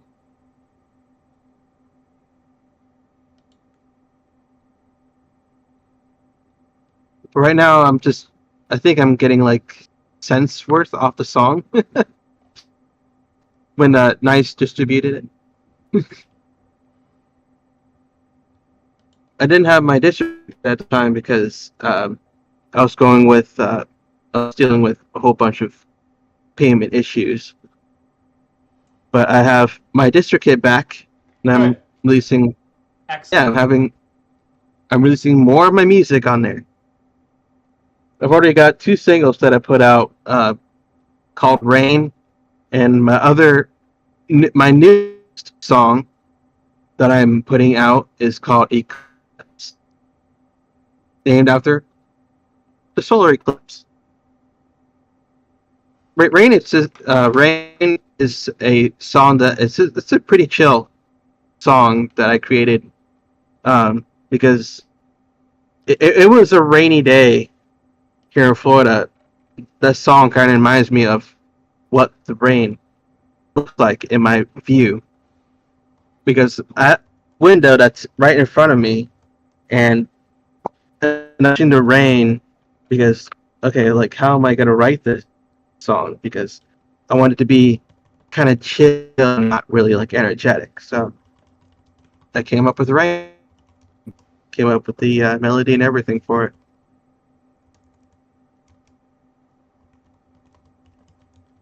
Am I in Florida? I am based in Florida. If I was in Pennsylvania, I wouldn't be so far away from NIIC. You can be up here with We all will of be our weird ass weather and rainstorms and whatever. Changes on the Yes. hour here. Yes. I'll be hanging out with them day and night.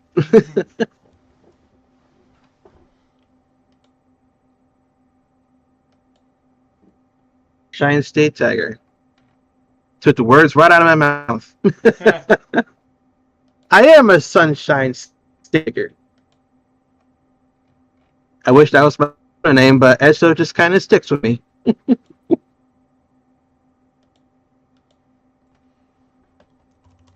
It's a funny thing because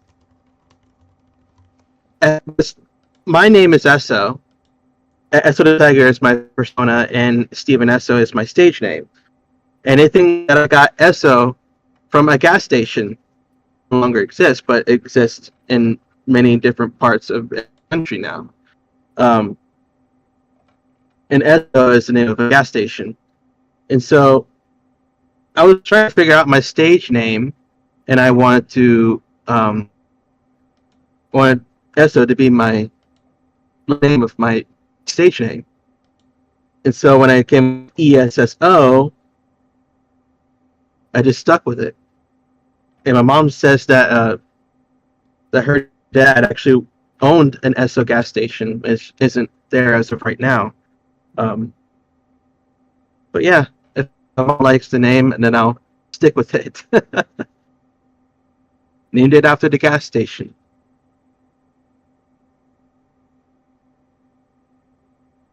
Yeah, it's true. There's a whole lot of Essos up in Canada now. All we get here is ExxonMobil.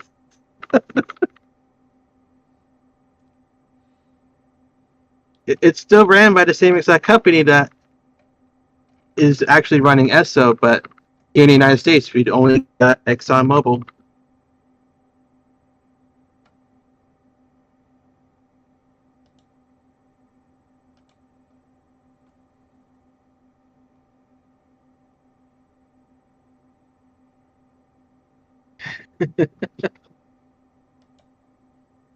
It's interesting. People think that I named my station name and my persona after the station, and yes. The funny thing is that there is a tiger included into the Esso signs, which says "Put a tiger in." And that's where I got the idea of naming my persona Esso. And he's a tiger. It's like, yes, perfect. I'm not gonna get in trouble for it. I'll just go with it.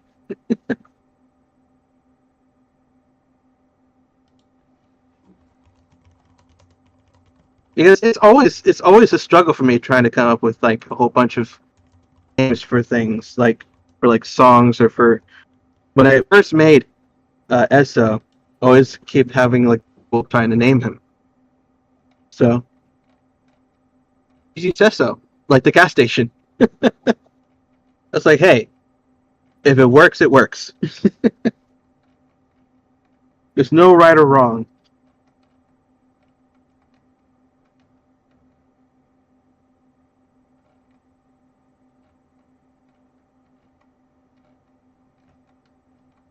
But for my slogan, I don't like to use "put a tag in your tank." I don't like to use that. But that because Esso is a gas station, right? So the slogan of "put a tag in your tank" that was actually the slogan for Esso. And for Exxon, I don't know what slogan that they use now.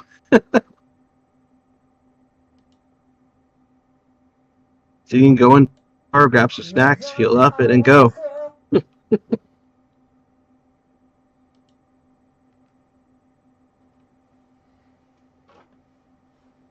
really nice. Like, VR chat is fun. Yes, VR chat is fun, but the only problem is that it takes up all space on my drive on my computer just to be able to like download the program and it just hop right in. Yep, you do not have to tell me twice. I had to buy a whole freaking PC just to do it. Yeah. So now I have my Mac for all my music, and then the PC is just VR chat and streaming. Yeah, it is. Bullshit. It's wild. It is. I don't have a VR set for VR chat. I just use desktop. That's good too. That still works. Yeah.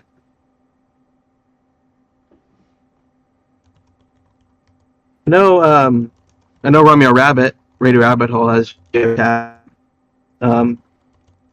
I use VR chat because when I'm DJing at like certain online events, it's always important for me to be part of the VR chat world that they're in, so that I can watch performers and I can interact with people. It's a helpful tool when you're not and they're really good if you're not in a space where with a lot of people in real life. So it's always helpful. It's always a helpful tool in this day and age because look at the pandemic. We couldn't do anything over the pandemic. We were just stuck at home and we had to stay off the streets. Very difficult time. But then came VR chat, and that really changed everything from how we run conventions online. Because that's all that we had. We had nothing over the pandemic. And thank God I have VR chat.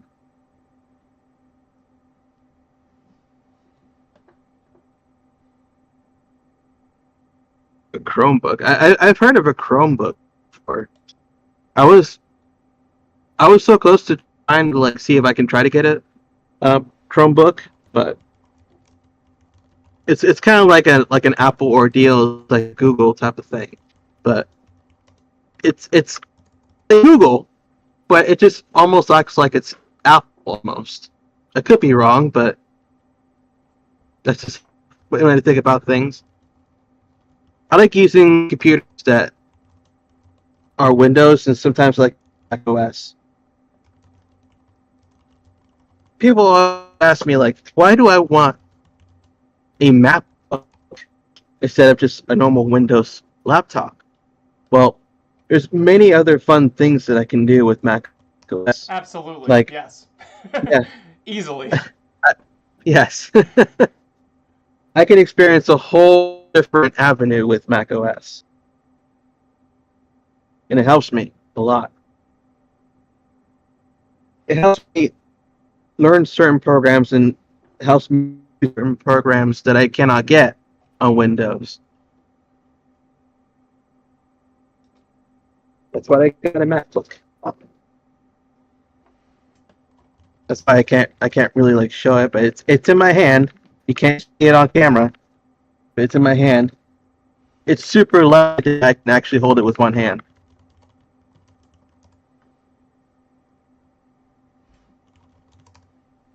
So someone I can't mention on stream or anywhere because they like to remain anonymous, but they recently sent me $600 so I can actually afford this laptop.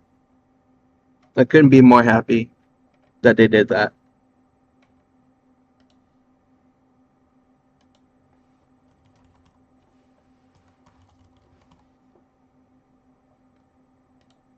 MacBook Pro 2012. That is interesting because I do have an Apple iPad made in 2012, which doesn't do anything. Cannot even get apps on it. I cannot do anything. It's just rendered useless. There's only so little I can do with it.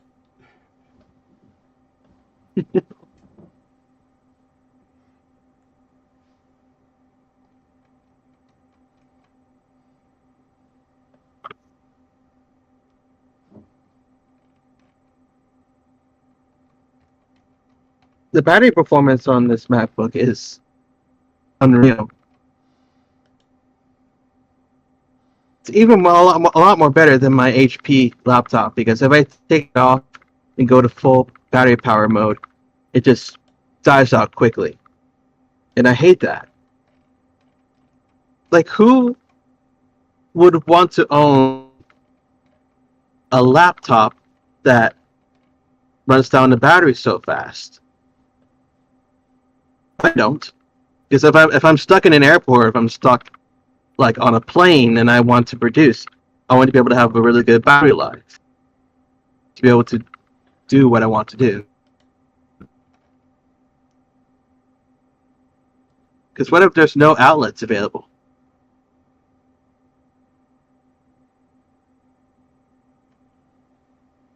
I got a battery powered Mac. I can do everything with it. He has the power. Yes.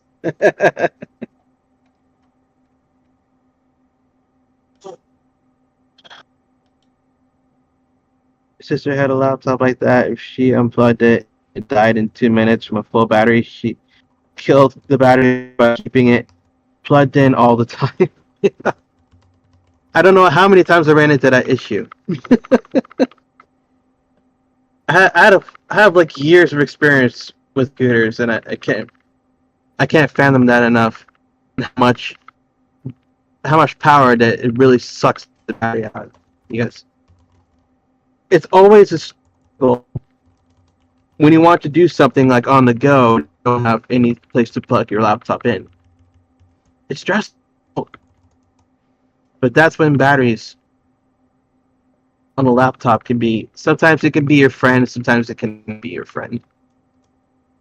Like for my HP, it's not right now because it can't run on battery. But I keep it plugged in because my office space, I'm pretty much good with where it's at. With a MacBook, I can take it anywhere. I can produce on it like there's no tomorrow.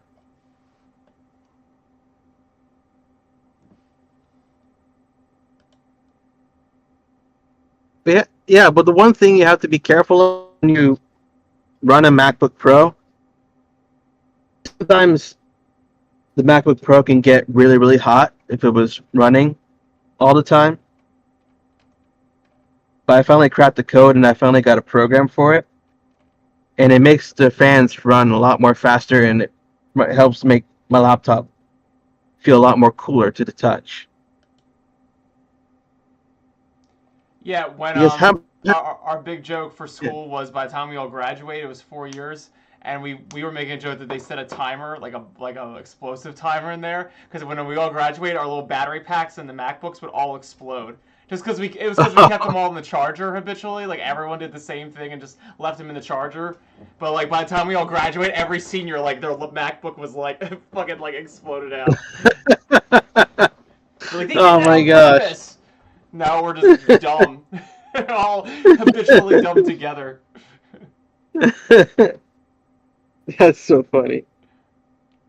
I've experienced with this MacBook, like because it has a touch bar on it.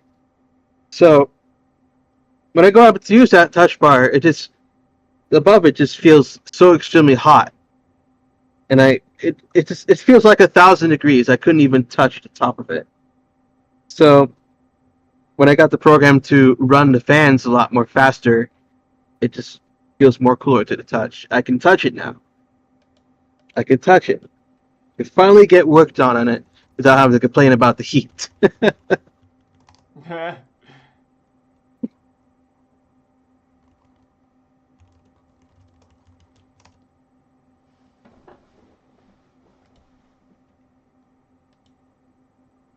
Yeah.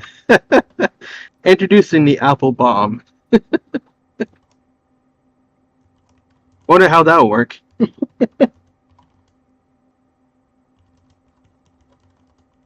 Yeah, I think we should wrap it up here.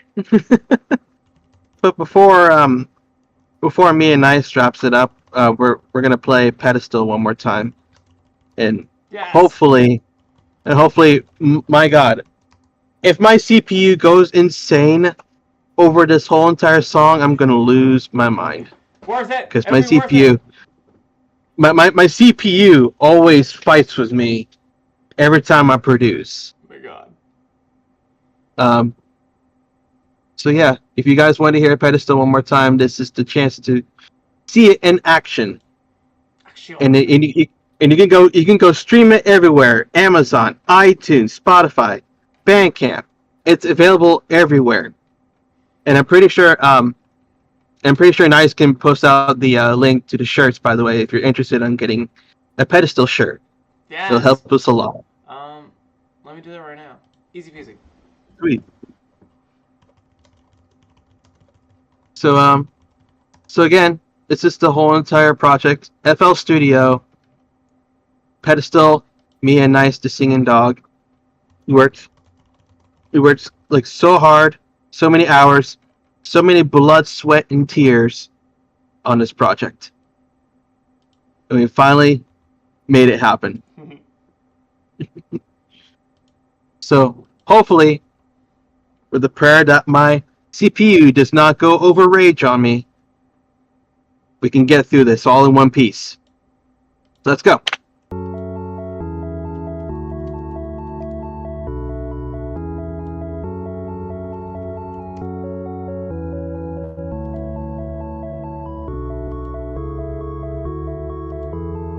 I guess you're back this time.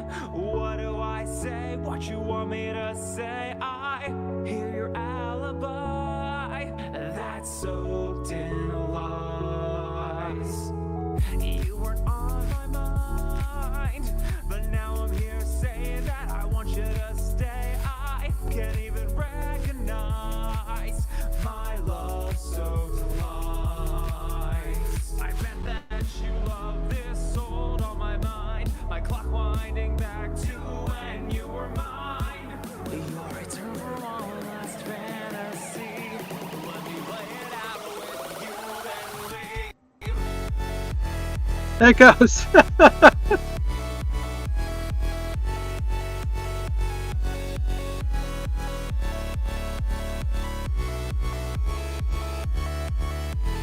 stay till the dawn this once if you need. I'm fading your lights like stars on the screen. Where I'll put you on a pedestal. Leave you up in that glow just until.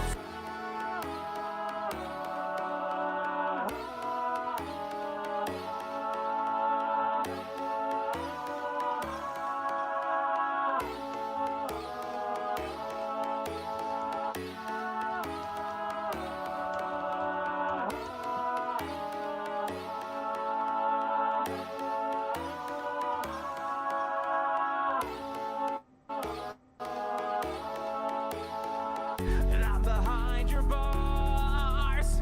How to move on when you won't move along. I'm just a hostage now to our memories.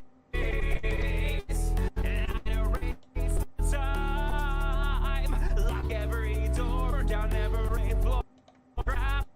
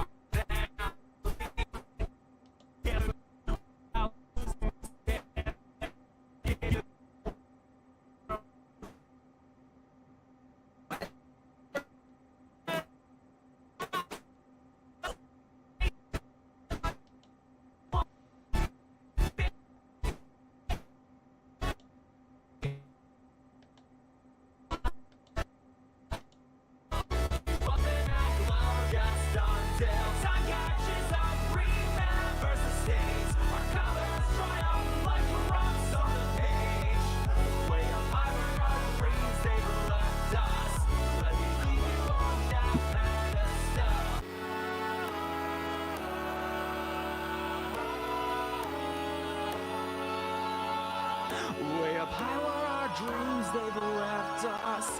Let me leave you on that pedestal.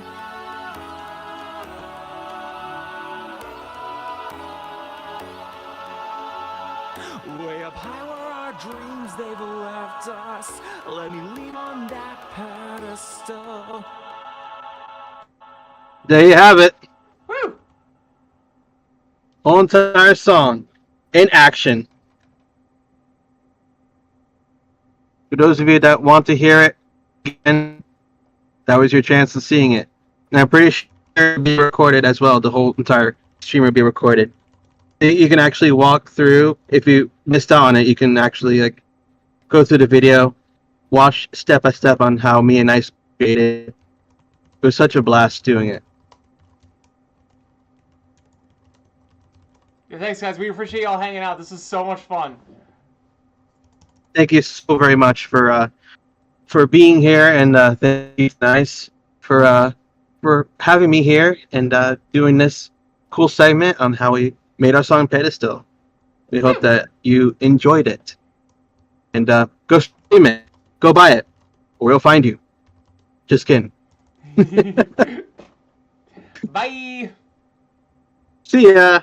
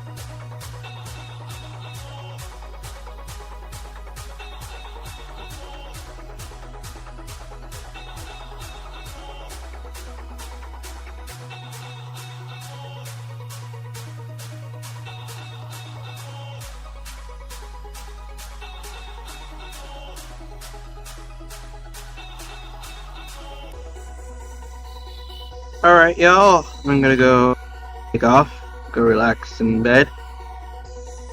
And, I'll catch you guys on a flippity floppity. So much fun tonight. Thank you so much for having me.